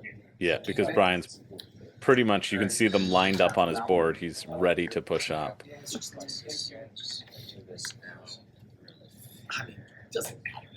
Could have been 2. Henry was delaying just because he's had such a good trashing engine going. pepperoni and He cheese. didn't is have what I'm gonna the- buy. Tell me any different, I'll know it now. He didn't have the cards to make good of that trashing. Not pepperoni on everything. Correct. Okay, Pepperoni that's fine. and cheese.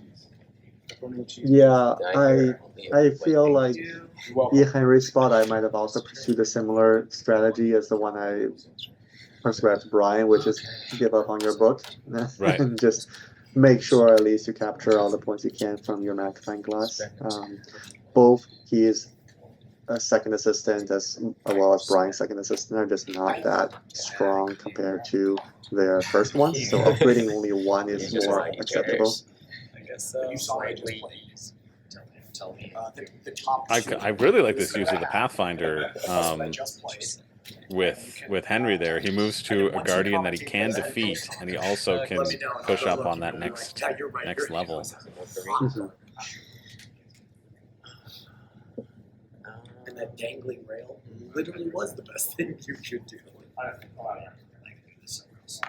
I mean, it's 4 points, right? Like, I'm not getting It's interesting though, although Henry and Brian have that fight for the top, Andrew is the highest on his book as well, right? So Andrew has made that move to that fifth layer or the fourth layer with his book. Yeah, and it's great for Andrew because he recognizes that he's not in a position to fight for the bonus tiles. Yeah. So instead of going after those one-time bonuses, it's like he's still getting gaining value by upgrading his assistants that way, Yeah. right?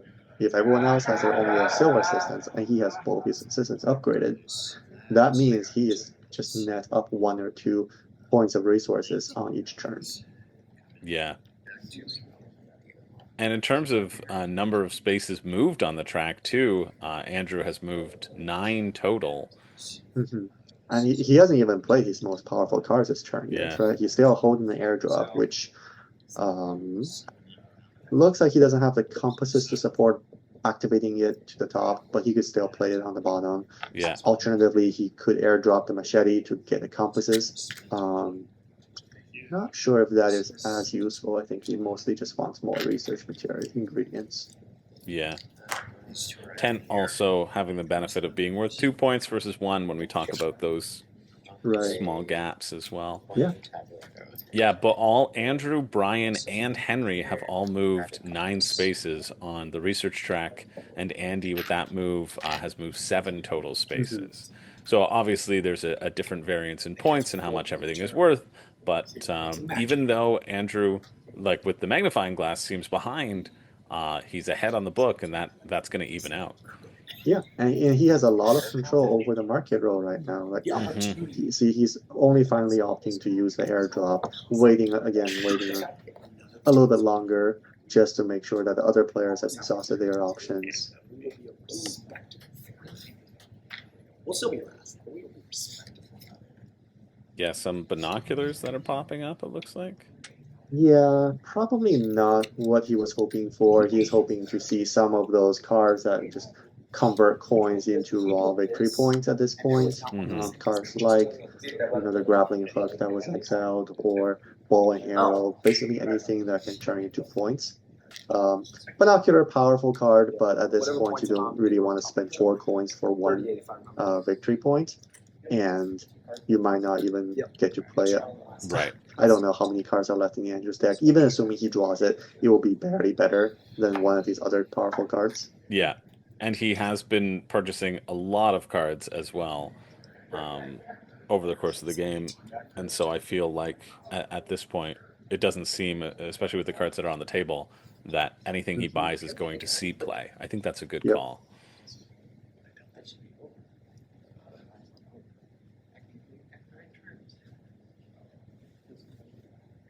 I mean, I played something illegal. Yeah, with so many coins at Andrew's disposal, he will want to figure out some way to efficiently convert them into victory points. Perhaps that is going to that site with a Monkey Guardian as a second action, assuming Andy either takes the tier 2 site or explores. He'll be able to defeat that monkey, which is a fantastic exchange, 4 coins for 5 points, and a very useful Guardian boon. That could be one way to leverage his money. Okay. And we see that Brian was just did get to the top of that research track, as we knew he was primed to do. Henry giving a little shake of his head and a smile, saying, "Yeah, it just got away from me." Yeah, there were some interesting back and forths, and maybe even some false starts where I was thinking, "Oh, surely one of those players will go for it," and it took a little while for one of them to reach the top.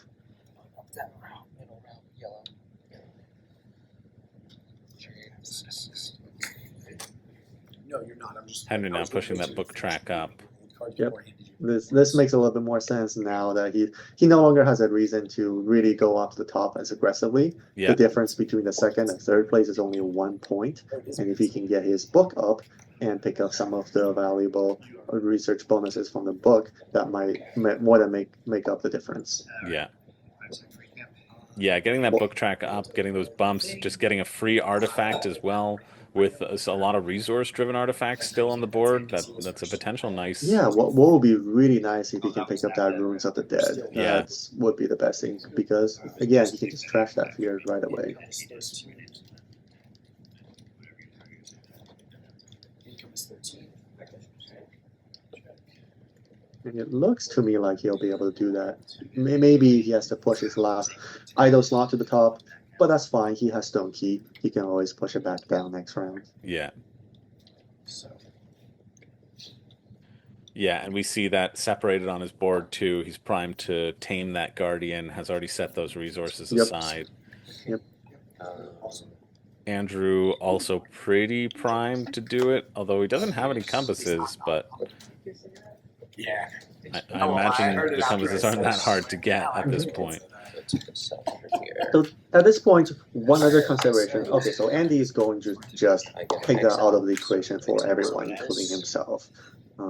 Doesn't want to deal with not knowing whether he gets to explore that next round. He's just going to do it this turn and possibly actually spend resources to overcome the Guardian rather than relying on hoping to get his book up. Yep. Yeah, and seems pretty happy about that draw as well. Gets to draw a card, cycle his deck, allowing him another opportunity to hopefully hit his dog again on round 5. Yeah. And there's a chance that he will be able to go to the repair site next round and still use his book that way. It's not a non-zero chance. But one thing that all other players should be keeping in mind is that now that Brian has gone to the top, and there's very little reason for Brian to move his book up, he's going to be trying to buy 11-point tiles. Right. That's just the only thing he's going to try to do next round. Yeah. And there are only 4 tiles. So assuming Brian can purchase 2 of them, which doesn't seem that unlikely, that means there are only 2 left to share amongst the other 3 players. And that will be a little bit of a race to figure out who can end up with the 11-point tiles, which are the most efficient way to convert resources. Oh, he has his Guardian Ocarina. He did draw his Ocarina, fantastic. And he waited until Andy has deployed his last agent before playing that card, so that's Andy looking maybe a little bit sad. Yeah. It would be 4 gold. This is a 4 gold.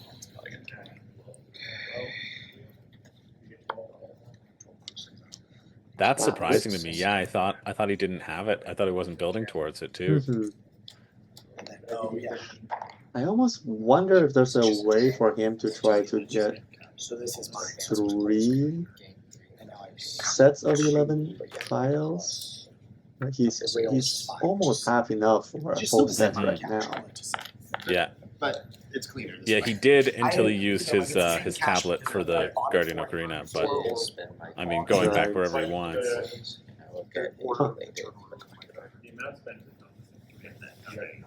Andy grabs those binoculars, which Andy's got a lot of card draw in his deck, and Yeah, activating a level 1 site, that's especially just now that that's such a benefit to Andrew. Look at that. That's exactly what Andrew wants to see right here. Wow. He doesn't care about the binoculars at this point. He just wants to trade coins for points, and that is one of the best ways to do so. Yeah, we see that as soon as it was flipped up, it goes away. The automobile drops into Andrew's deck, Yeah, grabbing him that's 3 points, unfortunate. 3 for 3. Yeah, pretty huge draw. Oh, that's another. Yep. Now those cards are coming out for Andrew. And if we see Andrew making a surge in points and catching up, this is the best way for him to do so.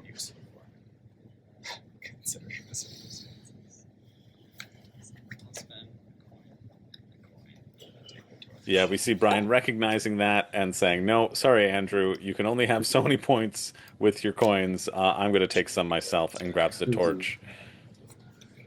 Yeah. All right. Now, yes, that was a good move on Brian's part. I think. Yeah.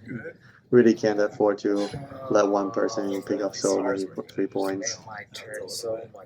And the army knife coming out is certainly not threatening 3 coins for 1 point. Yep, exactly. You're right. I think in Andy's position, I would have tried to exhaust all my other actions before picking up that binoculars, just because Andrew's sitting right there with so much money. Right. I mean, yeah. Sounds great. I think the binoculars will work well for Andy's deck just because of that site that he did turn up. Oh, there are two level 1 sites where he can use it to draw a card and draw into his, pack donkey. He's got a real sort of card generation engine going. Mhm. But Yeah, and Andy has a strong deck. He just needs to be able to convert that deck into research materials. Because the deck itself is just not worth a whole lot for him at this point.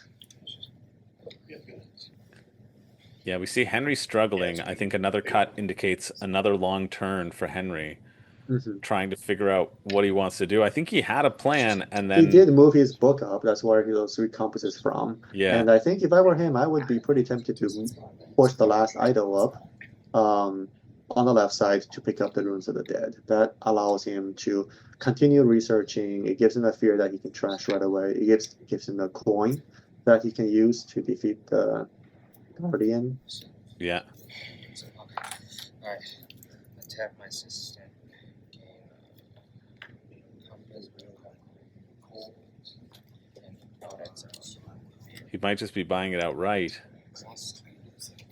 Oh, okay. Oh, picking up the coins. That lets him.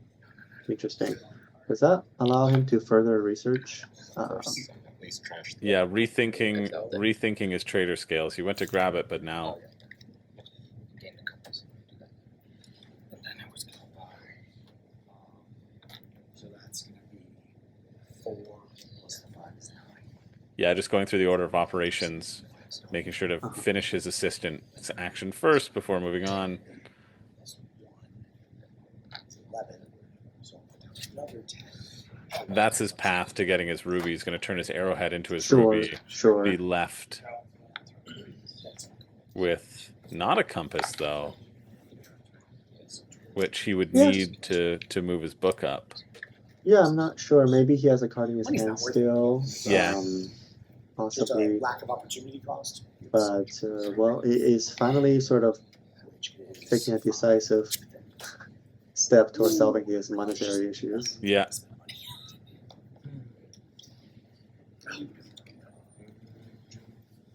The guiding skull flip here is, again, pretty impactful, but unless you can purchase it this very turn, it is only going to be played once.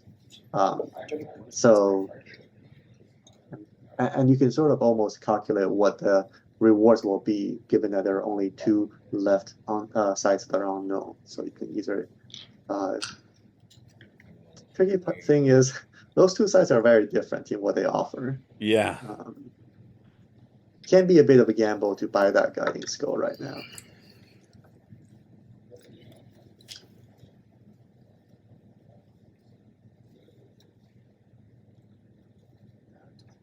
Yeah, we're left with the two sites, one giving you 2 tablets and a ruby, and the other giving you a coin, a compass, a tablet, and an arrowhead.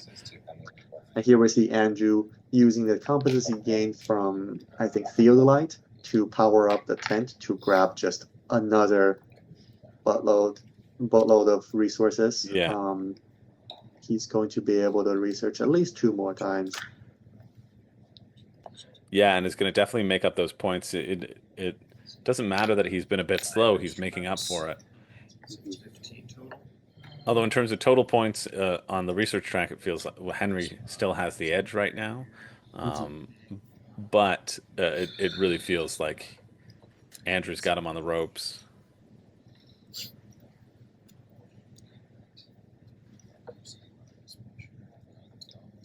And then also Andrew having a lot of points in his deck too. Yep.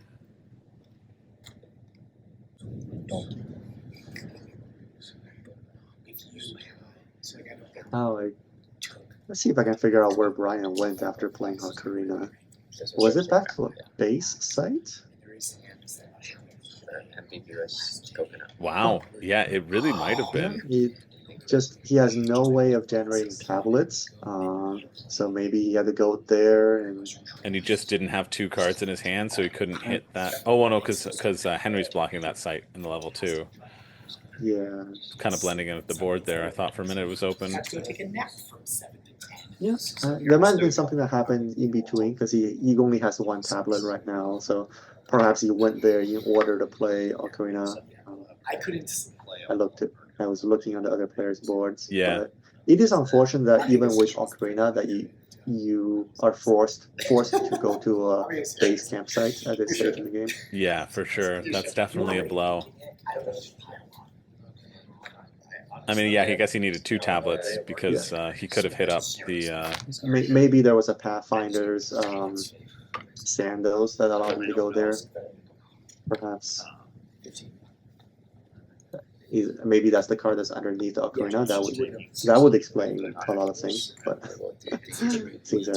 lots of things are happening, so it's hard to track. Yeah. You know the game in advance. You couldn't have studied yesterday. So I would have if I had studied. Yeah, I think he does have Pathfinder sandals in his Okay, deck. assuming that was a sandals that granted him the 2 tablets to play the Ocarina, he then revisited the Compass Arrowhead site, which makes sense. That's his path to collecting a full set of 11 points. Right. Yeah, I think that was Pathfinder sandals for sure. We can see a little bit of the etch of the card there. Yeah. I wonder if he's also tracking the contents of his deck. He might be drawing into a number of fears next turn. Right. Because we haven't seen them. We haven't seen too much trashing happening.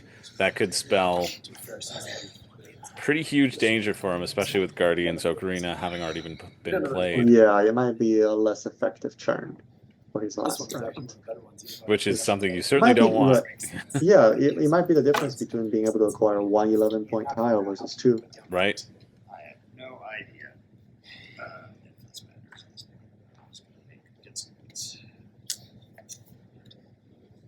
Play Dudley. It's going to cost me 8, 9, 10, 8. Put it over here. I'm curious if Andrew has more gas in his hand. If he's able to somehow push his book up to acquire the Guardians or the Guiding Skull, that could allow him to continue researching and possibly even defeat the Guardian using his book this turn. Right. But he's going to need at least 1 more card that can give him a couple pieces of material. I'm trying to be like fancy and what she's doing. Overcome the Guardian. That's I don't know, but one side has 2 conflicts.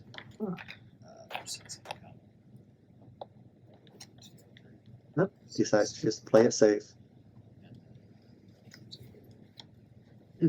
It's been an really interesting play from Andrew. I feel like the other players have been taking potentially more risks or just exploring more, which I guess very much so, has inherent back and forth. And it seems like Andrew has just been very methodical, has had a plan, has continued on with that plan. He got a good timing with that prospector, which has set him down this path. And now that he's known he's on this path, he's just been moving along in a way that somebody who's pretty familiar with the game. It's really amazing to watch, and I wonder how much of that was intentional coming in. Maybe he's less experienced or familiar with the distribution of the sites and what they offer. So instead of taking those risks, which can be hard to mitigate, he's just going for the guaranteed research material that he knows he'll be able to use. Yeah, we see him pick up a ruby there. He still has that prospector to be tapped. Yeah, it is incredible. So now I sort of understand where Andy's coming from. It looks like his deck is empty, which means he must have drawn the binoculars. Makes a little bit more sense that, hey, if you're going to draw a card, might as well make it binoculars. Right. It's...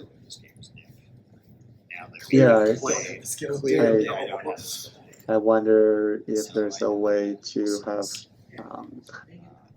waited out Andrew a little bit longer, but I don't think that was going to happen. So perhaps he's making the best of that situation.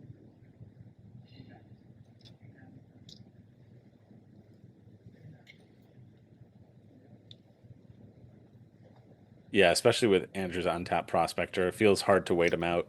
There's just no way, right? That's another spot where going back to the earlier rounds, as soon as a prospector was revealed, I do think cards like fishing rod get a little bit more useful. Right. Because you can not only can you wait them out, you can also attempt to purchase a card on the top of the deck without the prospector player ever having a chance to view it. Yeah. Put that on the board. Ship.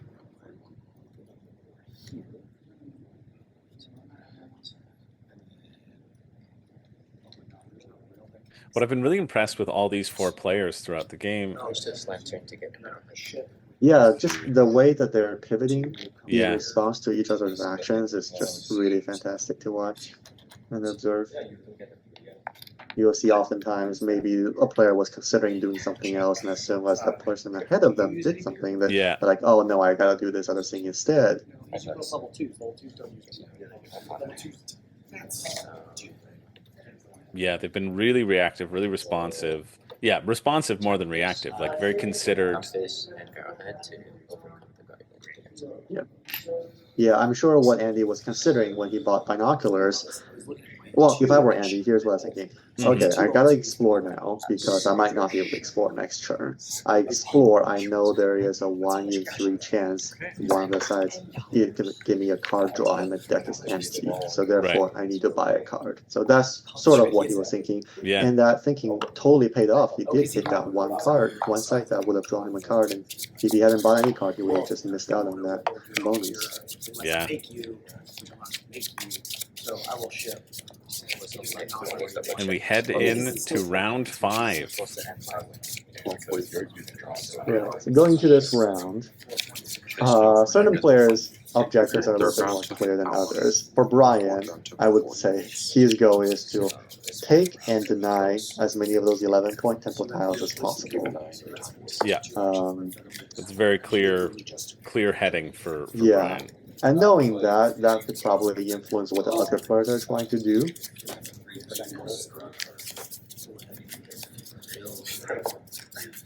For the players who are intending to get their book all the way to the end of the track, there are 2 guardians available for that book bonus. Yeah. So whoever thinks they can get their book up should probably try to secure those guardian spots. When you see my hand, you'll be like, that is a tree.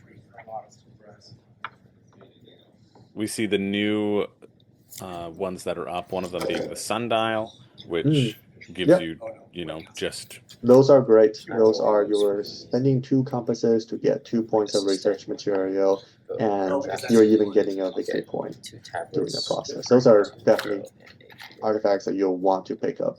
Yeah. Serpent Idol as well, being the name of the other one. So Andrew here, I think, would very much love to be on that site with a monkey. Even if he doesn't get the book up, he can still just bribe him off the old-fashioned way. But I think he'll be able to get his book up. Yeah, it certainly seems like that's what Andrew's push is going to be, to get a whole bunch of points for both of his research There's no tokens. reason for Brian to try to overcome that scary-looking spider. That's going to be pretty tough, and he doesn't even... He can't afford the arrowhead anyways, so he should try to take one of the top level 2 sites. Possibly the one that lets him draw a card. Maybe he'll try to draw it into Ocarina. Oof, but if we take a look at his hand too, we do see that fear that we talked about. It looks at 2 fear. He's got the watch. He just drew the torch that we see in our player cam. And looks like he has the idol of Era Anna, which will give him a discount on research for at least 1 ruby. That might be an additional pathway to getting that 11-point tile as well, or his second one, since he already has a ruby. Yeah, so the torch and the coin, plus everything else it's got, is a set. Yeah. How does he get a second set? It's true. He doesn't have any idle spaces to play with. He just has fear. He's going to have to those capitalize. Fears are definitely awkward without Ocarina in hand. Yeah. He'll just have to do the base camp sites, which doesn't feel Right. great. The base camp size, I mean, with idle and 2 tablets, I think, no, that's not even enough. You're spending your idle. Yeah, I suppose you can use his idol as an airplane to go anywhere, and so at least he can visit a site that gets him something more than a ruby. He could go ruby tablet and fear. Yeah, this is, But then just turning, like having the choice of going to base camp to get those 2 tablets or to get that arrowhead, he kind of needs a pickup of a tablet arrowhead combo. mhm. $80 cash. Yeah, I mean, worst case scenario, he can get a 6-point tile. Yeah. I'm not sure if that is enough.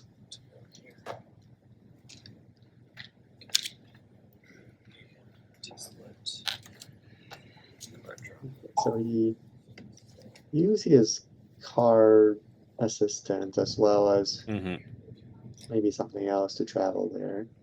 Yeah, I think he had unspent guardians that were just off Okay. screen. Okay, that worked out then. That will, I think between going there and Yeah. possibly taking a compass action to purchase a sundial, that's definitely a 11-point and a 6-point chit. Yeah. It's possible he can do even better than that. The additional draw there was nice. He gets that Yep. draw and cycle, gets to cycle one of those fear out, potentially why he's less worried about fear, and then picks up cards. Yeah, he's really just hoping to somehow hit Ocarina. Yeah, which unfortunately, looking at his hand, we have a glimpse into his hand. It doesn't seem like he Looks did like a hit it. compass. Yeah. Yep. He might have hit compass. He might have hit watch. I think I see. Yeah, it looks like his hand is fear, compass, a watch, torch, and idol. Yeah. At least he can get rid of some of that fear with his torch, but Henry grabbing fear. Fear is not a factor for him. Yep. Now he's in first position to try to claim the guiding skill bonus. But again, it is merely good here instead of being very overpowered if you're Right. able to acquire that artifact on the first couple of turns where you get a chance to play multiple times. Right, And yeah. he A definitely huge wants cost to up resolve front, that. but gets you so many resources. Yeah. And he definitely wants to resolve the skull first so he knows whether the skull will produce the coin, compass, Yeah. tablet, arrowhead version or the other version, which I believe is tablet, Yeah. ruby. Yeah. Janko. This is to send my hockey off into the store here. Interesting. I will simply gain. Yeah, Andrew locking in both of those guardians. I think that's Yeah, a so great he's- play. Get The wrong person. I just like to give myself points. I'm taking them. his coins right now to purchase cards like Swiss exchange. So he figured this, I can just do much better. Yeah. Do you want to just repeat that sentence, JC? Oh, I sorry. think you cut out again, but I think we Yeah. were about to say the same things. So go ahead. Yes, I think we're about to say something. Yeah, I agree. Now he's able to convert his coins into a much better exchange for victory points Yeah. than trying to purchase something like the army knife. Yeah. And then also having that locked in, he knows he can continue with that plan of pushing his book up. Yep. He's got one of them locked in. He stops the other players from even contemplating that. Right, Henry. he's also denying the other players Yeah. that potential victory point source as well. And then he can get one for free and use his plethora of coins because he still has 4 coins that aren't on his map. On his Yeah. map. When we're looking at this game as rounds 1 or 2, I definitely would not have pegged Andrew as the person with the most guardians defeated at No. this game. Absolutely not. Yeah. But he'll have 4 by the end of this round. I think that's pretty much assured, or else he wouldn't have gone there. Mhm. I mean, he can do both right now without the freebie if he needed to. Plus, he still has an idle space open. But yeah, I thought I also didn't expect Andrew to be almost dominating the research track as well. He's just got a few more moves. I mean, it is 4 moves in total, but he can move up if he gets that free artifact. That's going to give him the stuff that he needs. Yeah, right now Andrew doesn't actually have a ton of researching material to work with. I would say, Yeah. not knowing the contents of his hand, he's a little bit stuck. Yeah. Right? He can move up maybe a couple of steps. He could push his idol up for one more step. Unless he drew cards like Tent, Yeah. again, he wouldn't have a whole lot. What helps him out right He does now have is Trowel and Parrot in his deck right. too. If he has, I think he played Parrot last turn. I don't know if he's going to be able to draw that. His deck is pretty large by this point, but he probably has Trouble. You're right. And what helps him out right now is that there are a lot of artifacts on the board, on the market, that are available that helps him research. So it's kind of whether the other players are able to see that and try to take those away from Andrew. If they think Andrew is the person to try to put pressure on. Yeah. I would think Andy's got to be thinking those shots because he's deploying such a similar game plan as Andrew that he's probably also interested in those things just already naturally. Yeah, I think the blocks there, Andrew blocking both of those spots with the Guardians is really clutch at this stage in the game. Yep. That's a 10-point swing from whoever his largest competitor is who would have gotten it. Yeah, that's sort of the trade-off Andy made when he decided to go for the level 2 sack instead of one of those ones right off the bat.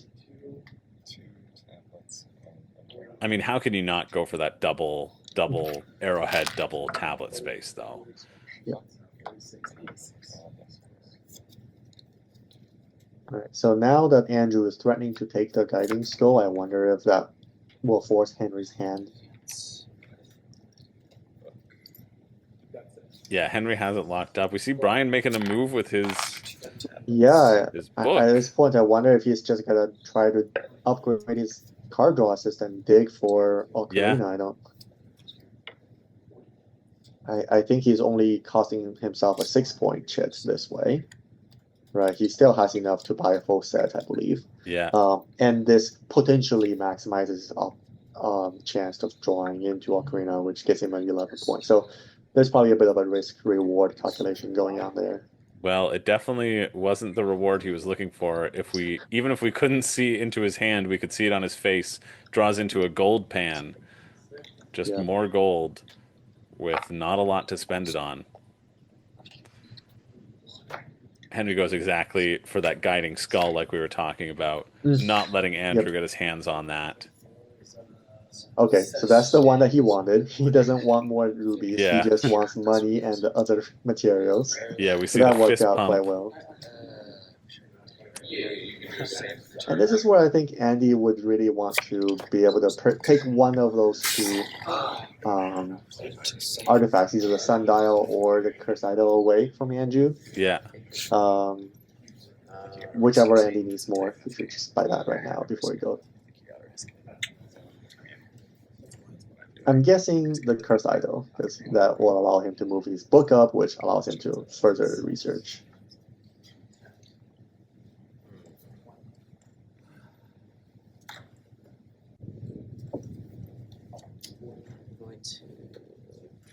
So use this as a vote.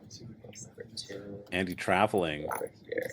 Take 2. That is also, totally good option. That is by far the best side for him. He just needs more compasses to keep going. He's a little bit light on compasses, and that will allow him to have the resources to continue purchasing on the roads. Yeah.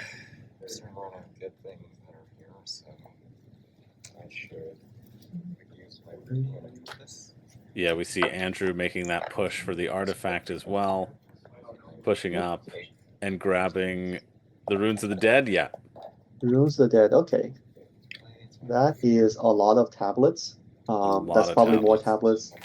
That's probably all the tablets you will need for the rest of this game. Yeah. Because he needs 2 of them to push up. Right. He needs 2 of them to push up.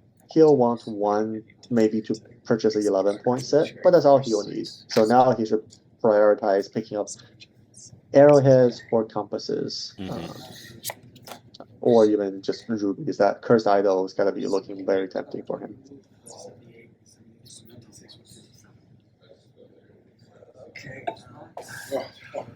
Wow. Holy shit. And I don't know if this Guardian's Crown makes a difference, but oh no, it says from a site you occupy to an unoccupied site, so it's basically a dead card for everybody at this point in the game. Yep. Yeah. I mean, that artifact roll will change. There's 0% chance, I think, the idol will remain at the end of the game. So being able to hold on to some more compasses will be useful. There are still some really good artifacts that can hit. Star Charts is still left in the deck.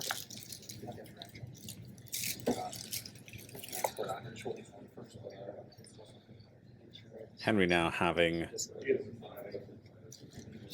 the option to finally move his magnifying glass up to that final stage. Doesn't feel like there's a benefit to move the book up. Well, I guess like it's a 5-point jump, isn't it? It's like 15 points to 20 points. Even without it was playing the Guardian. Oh no, it's 8 to 10. Because he doesn't have a Guardian to play. Yeah, it's only a 2-point jump.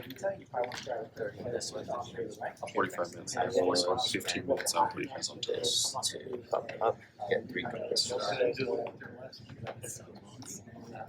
Yeah, I wonder if Andy is purposely delaying purchasing the artifact roll to try to get other people to buy those cards so he can try to hit something big, like the star cards.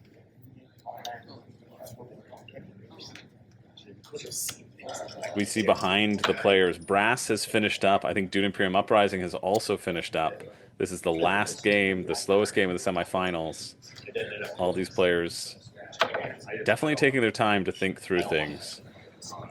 I cut about an hour of thinking time out of out of this. So although it seems like the speed of play is pretty quick, I know that there were some decent breaks as people really worked through their options. Yeah, playing game at this level for this length of time can be just such an exhausting drain on your mental faculties. And then the winner has to immediately go to the finals, right? Yeah. I recall. They don't have the overnight to prep. They don't. That was all these players might have been up the whole night prepping. Well, it seems like they all have a pretty good handle on it, so I'm not sure how much they stayed up. I can personally attest that I was there playing Arnak, a game of Arnak with Andy and Henry all the way until 3 or 4 in the morning. Yeah.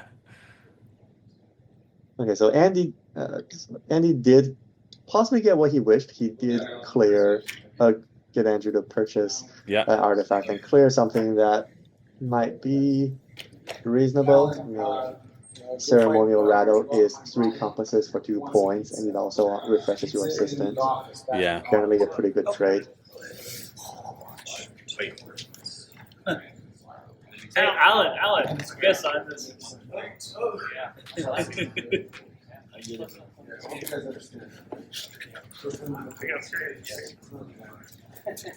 was ready to do the work still for next turn, so it's going to be close. But it's also worth mentioning that the winner of this does make it to the final table. You are guaranteed to win some money if you make it to that final table to compete for either the 25,000, 10,000, 5,000, or 1,000. You're guaranteed a payout if you win this game. Oh, wow. So, yeah, they're definitely playing for real stakes here. And for a lot of them, I think this is their first ring, right? So not only are they playing with very likely a lack of sleep, but also just knowing the knowledge that this is the first time here and they're playing for such high stakes. Yeah, everyone other than Andrew, this is their first ring that they've won. But like we were talking about, I heard the oh wow from you, JC. That's because Star Charts has arrived. Yeah, so I believe Andy can easily pick it up. His book is at the perfect spot to pick it up for free. I don't know if Henry is considering. Okay, yeah. I don't think Henry can possibly fight for that, contest that artifact. I think that was what that pause was. He was thinking it through. But ultimately just making the choice to continue along the path that he was on. Yep, that makes sense.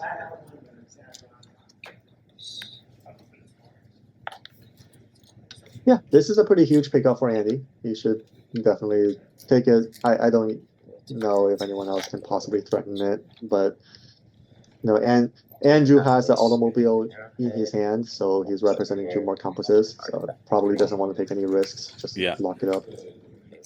Yeah, a pretty immediate grab from Andy. 2 different sites. Activate the 2 tablets and the ruby site by discarding this spear. Yeah, I think the players are doing well to combat Andrew, but if I were the players, I'd be really scared or be kicking myself about not getting rid of those guardians earlier, because now it's the 10 points that Andrew is just going to get.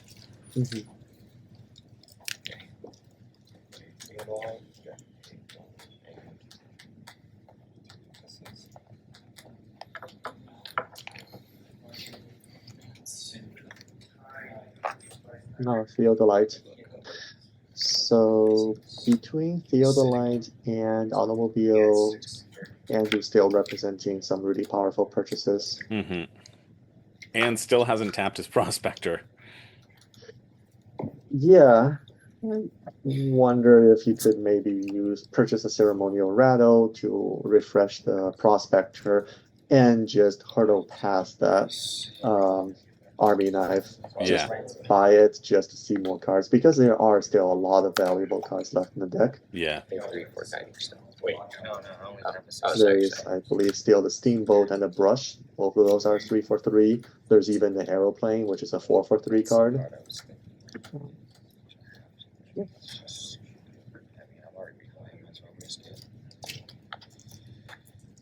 Henry here hoping to get some tablets and money, which are both pretty good for him. I think that'll enable him to purchase a possibly 11-pointer. Yeah, we haven't seen Brian grab an 11-pointer yet, have we? His ruby is gone, though. Yeah, Brian's elected to move his book up at this stage, possibly to try to find some way to dig through Ocarina. Yeah. Possibly. Moving a book up at this point, like, he's already gone past the areas where the book does not provide as much meaningful resource. Now every time he moves a book, it does give a pretty good positive return. So he's at a point where he probably wants to continue doing that.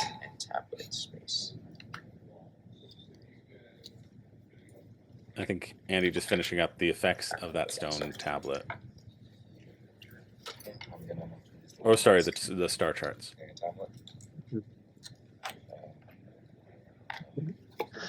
Andrew finding a good way to spend all of the excess tablets he picked up from the ruins of the head.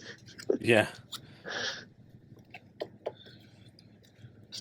Just doing it for a simple conversion. I don't think we'll be seeing him use that War Mask.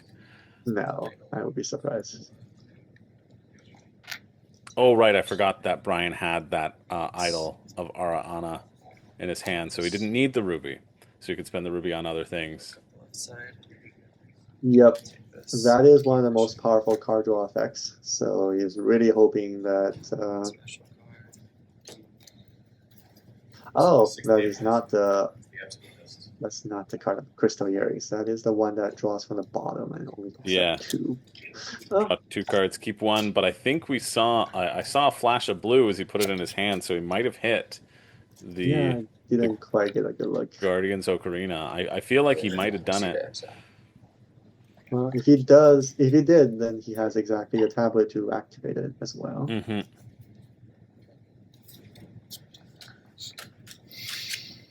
Meanwhile, I think Henry is trying to position himself into buying one of his own 11-point tiles, assuming he has at least one compass in his hand. Yeah.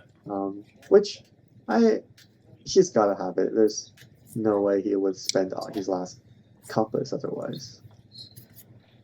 Yeah, and we see Andy and Andrew both looking at the discard pile, seeing what cards have been cycled through. Okay, good. Right. There still The- are a the lot nice of thing- big points. Yeah, the nice thing about the Ornate Hammer for Andrew is that it also exiles the current card in the market row. So he gets to clear that away to take another shot at something else that is a little bit more valuable. So that card is a lot more reasonable for Andrew's position, Yeah. where he wants to unlock the ability to have more access to additional item purchases.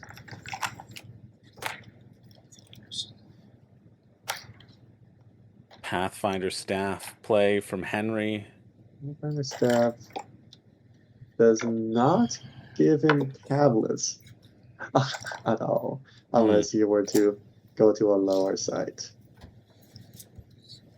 Yeah, could turn one tablet into two tablets.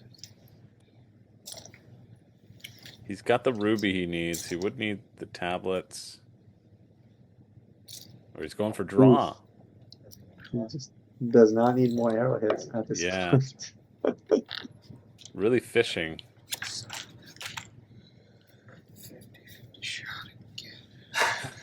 We see Henry looking up to the heavens.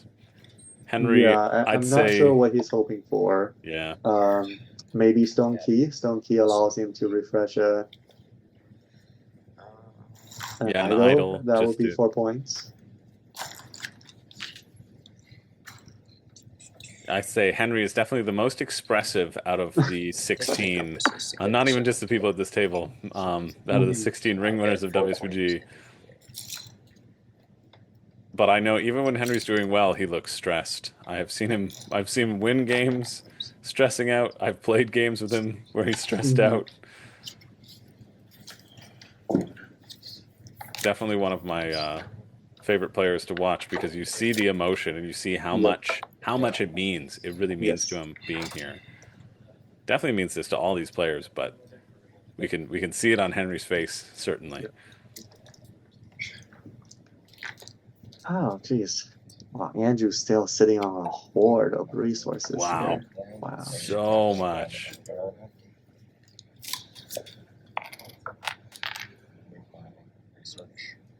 Yeah. Yeah, starting to move up the track. I mean, he needs to move the Him magnifying picking glass up up the anyway. curse idol was just such a big boon. Yeah.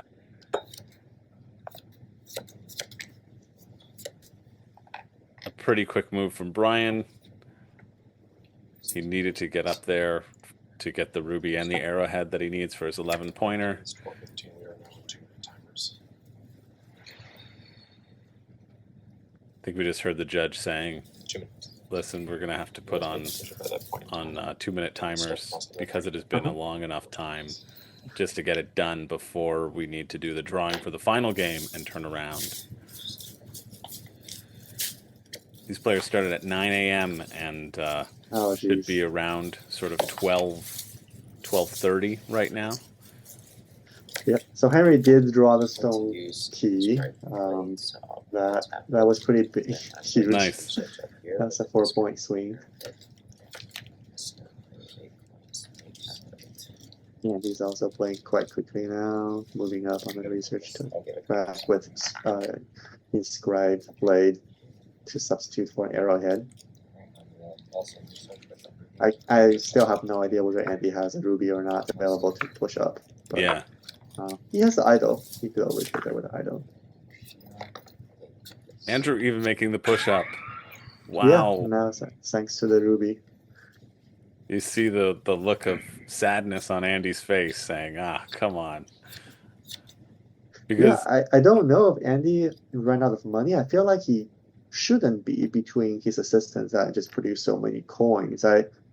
I'm not sure if there was something else going on with the purchase of the artifact that granted him 4 coins. Maybe he's trying to possibly.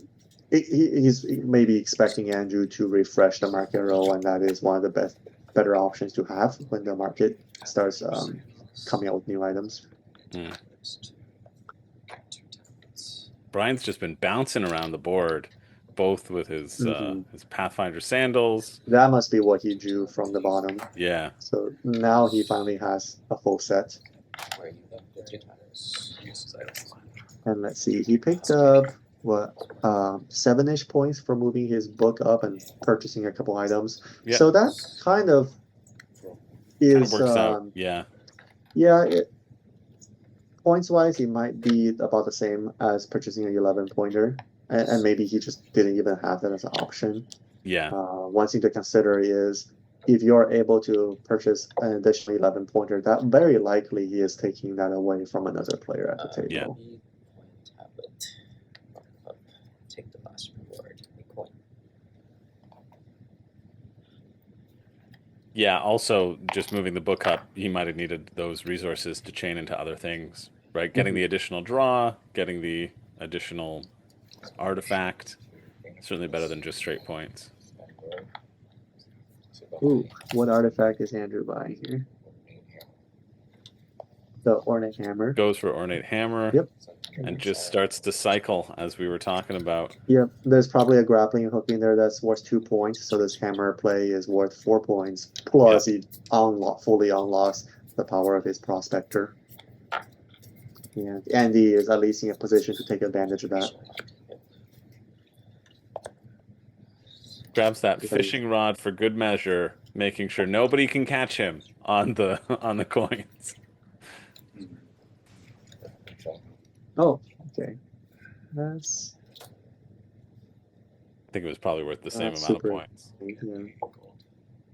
Yeah, fishing might rod be also going worth back 2 to points. waiting each player out before he starts spending his coins. Yeah.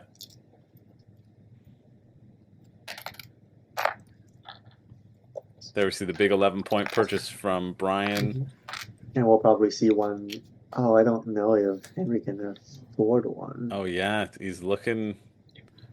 He doesn't have the right amount.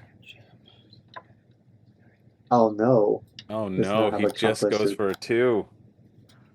Oh, that's devastating for Shoot. Henry. Yeah. See him shaking his head there. That's potentially a loss of 9 points there for Henry. Yeah, it can be really tricky to get the exact configuration. Having the assistant to make whatever you need is helpful, but you still have to work on getting the rest precisely in the right quantities. Yeah, just stalled out a little bit. And on this particular board, it's kind of tablet light. Like as we saw, there's actually no way of reaching any spot with tablets by the time Henry started playing his Pathfinders. Andrew's still sitting pretty with those Guardians. Right, yeah. So Andrew, he has still an automobile in his hand, and possibly he's holding a lot of cards. Yeah. So at the very least, he could push his idol up to get an arrowhead and move his book up that way. But he can probably do better than that. I'll play the... Yeah, I think we'll just see... Oh, yeah, because Henry won't even be able to make good use of those arrowheads. Yep. Yeah, there's a lot of potentially wasted resources sitting on Henry's board. I guess he can push them up. He can push his book up. At least it's 2 points to push his book up, even though he doesn't get the benefit. Yep. And he can purchase another ruby with that leftover coin for another 2 points. For another 2 points. That seems to be it really could have been and possibly should have been an 11-pointer tile. But I guess he gets a total of 8 that way, doing it that way anyway. Oh no, 2, 2, 2, so 6.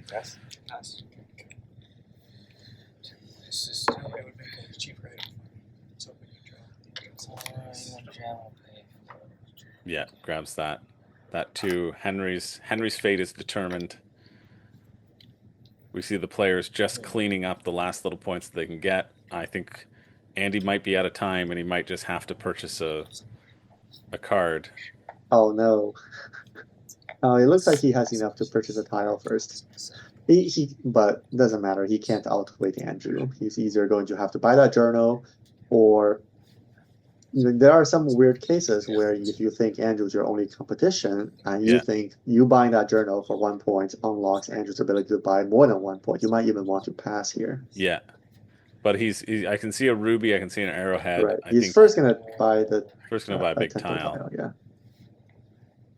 I think he might have to push his idol forward to do it. For 2 tablets. And that's how he gets his tablets, and then he'll grab that 11-pointer as well. Mhm. Henry bowing his head, wishing he was in the 11-point club. Is that correct? Yeah. Right? Henry and Andrew out of the 11 points, but at least Andrew gets those 11 points basically with his guardians. You use the idol to get two tablets. Yep. For that point.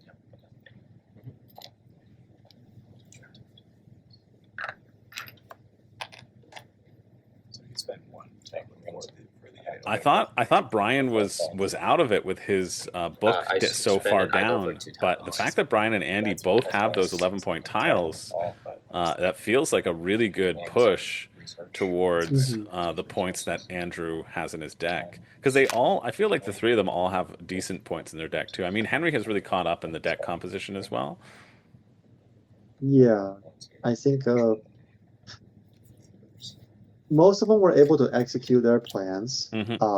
I think Brian, as we saw, did have a awkward turn. Like he had a good turn on round 4 where he did draw his ocarina, and then his turn 5 was just a little bit messier without a bit of a more struggle.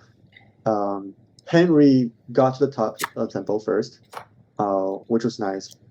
Unfortunately, wasn't able to capitalize on that. Like when you're the person on top, you really want to be pressuring other players by saying, I'm going to buy more 11-point tiles than the rest of you. And one of you is going to go home empty-handed. But he wasn't able to really leverage that position. So I'll get ceremonial rattle.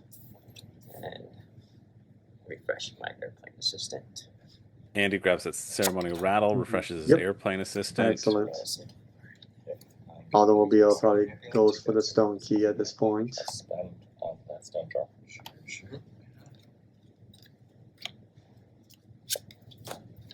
And we're probably not going to see any more artifact purchases for the rest of this game. Yeah.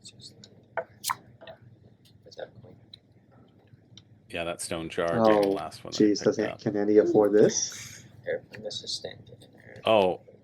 Tab 2. Oh, very nice. Oh, what a get. All of the patience paid off. Right. Let's go to. Yeah, an interesting move from... Yeah, I guess Henry just had the extra coins. What's he supposed to do with them? He was trying to wait it out. He just bought the points that he could. But a really good get it is for possible, Andy like you said, Henry might have benefited from just moving his book up. That was still worth 2 points. And it did not allow other players to see more of the market. Yeah. Double check. Yep. Yeah, would have left him with a little bit more excess, especially if he's not going to do anything with those. He just got 2 points anyway, right? And he just gave access to the players, his opponents. Yeah, wasn't it actually more than 2 points? He bought the bear trap with.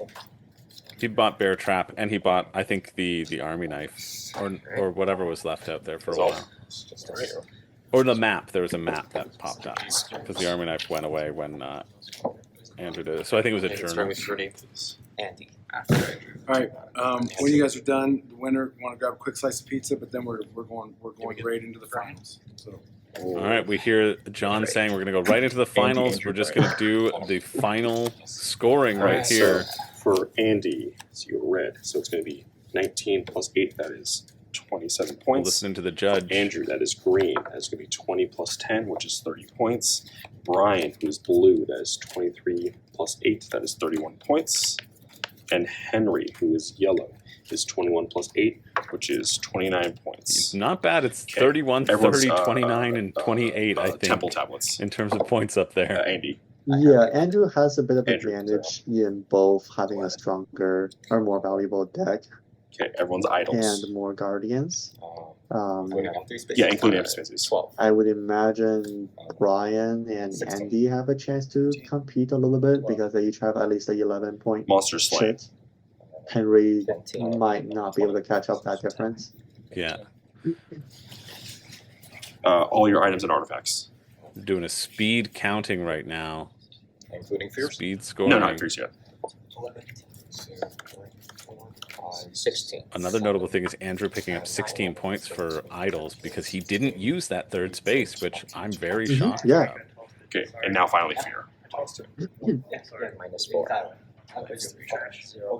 All right, the judge is going to speed add this up, and we're going to have the results. To make sure that it's absolutely correct, I'm going to do a calculator just to make sure there is no confusion, because human error does happen. So we have 27 plus 11 plus 12 plus 15 plus 16 minus 4. Andy, your final score is 77. 77 for Andy. Andrew, we have 30 plus 16 plus Yeah, 20. I don't know if plus there's a way they 21 could have minus gotten 2 there minus 4 without is using the last 85. idol. But 70, yeah, high 70s 85 is a for good score. Andrew. Ryan, we have 31 Wow. plus 11 plus 15 plus 10 plus 11 minus 3, 75. 75 for Brian's currently in third, and then we got Henry. We have 29 plus 4 plus 12 plus 15 plus 9 is 69. Andrew, 69 for Congratulations. Henry. Andrew, come with me. finalist. So it's You guys it's can create a Andrew I just did a that great job, takes everybody. it with Congrats. 85 Yeah, we'll points. So a play recap of the scores: Andrew in first place with 85 points, Andy in second with 77, Brian in third with 75, and then Henry in fourth with 69. That potential 9-point swing of that 11 tile really hurting Henry would have gotten him up again into that 78 range if Wow, he'd been yeah. able to get it. But wow. So Andrew takes it with an 85. Closest is Andy with 77. But again, with that double guardian play, if Andrew doesn't get one and Andy somehow snakes it from him, right? That's 5 points down from Andrew. That's 5 points up for Andy. It was just that close. Yeah, it really comes down to all the little decisions that players make along the way, and Yeah. That was wow. I mean, that was a pretty good game. yeah, no, I love watching that, seeing what the players are trying to do as new information made available. Also, Mhm. it is really good to watch some of the players with clearly trying to outsmart each other and play Yeah. the player rather than playing to the board. Yeah. Yeah, I think really solid performances from everybody all around. That felt like a really tight game. I would imagine maybe one of the tightest of the semifinals. But we'll have to wait and see. We will have more semifinal action coming to you every Saturday. That's the release for WSBG. It's going to be every Saturday. You can tune in here on WSBG's YouTube channel to get more awesome high-level board gaming to give you that itch. I mean, watching these games, I have an immediate itch to go to BGA and to play Lost Ruins of Arnak. You know, I'm like, I don't know if you feel that way, That's JC. probably what I'm gonna do right after this. Amazing. It's like, yeah. I just seeing these players see the combo, hope that we get a dog in round one. Oh, a beautiful start that would be. But yeah, JC, thank you so much for commentating. It was awesome having you here. It was, Thanks for having me here. It was great. yeah. Anything to say? Any final thoughts to say before we wrap up? No, just if you're watching this and you feel like you want to be part of it, I highly encourage at least checking it out at least once. I think Vegas is so accessible and the people here are so nice. Yeah. Amazing. I mean, I always love hearing that. I love hearing from the players and I love the community that we're building. And one of my favorite parts is after this event where I get to hang out with you all and and comment on the games. So thank you so much, JC, for hanging out and for commentating on the game for Yeah, sure. of course. And thank you all for watching. Again, remember, tune in next Saturday for another game. I think we should have Dune Imperium Uprising, the finals of there. We'll see who moves on into the finals. You can also watch all of the live coverage that we had on the Dice Tower. We will also be releasing it over the course of the months on here at the WSBG channel, making sure it is just in one place for you to watch all the action. Thanks for tuning in. Be sure to use that code EARLYBIRD before November 1st. Get yourself a year BGA membership. And hey, maybe you'll see JC and I on the Arnak boards because we might be there. We might be there. Thanks so much, everybody, for watching. From all of us here at WSBG, I'm Chris George. Oh, JC Top. And what are you waiting for? It's time to get in the game.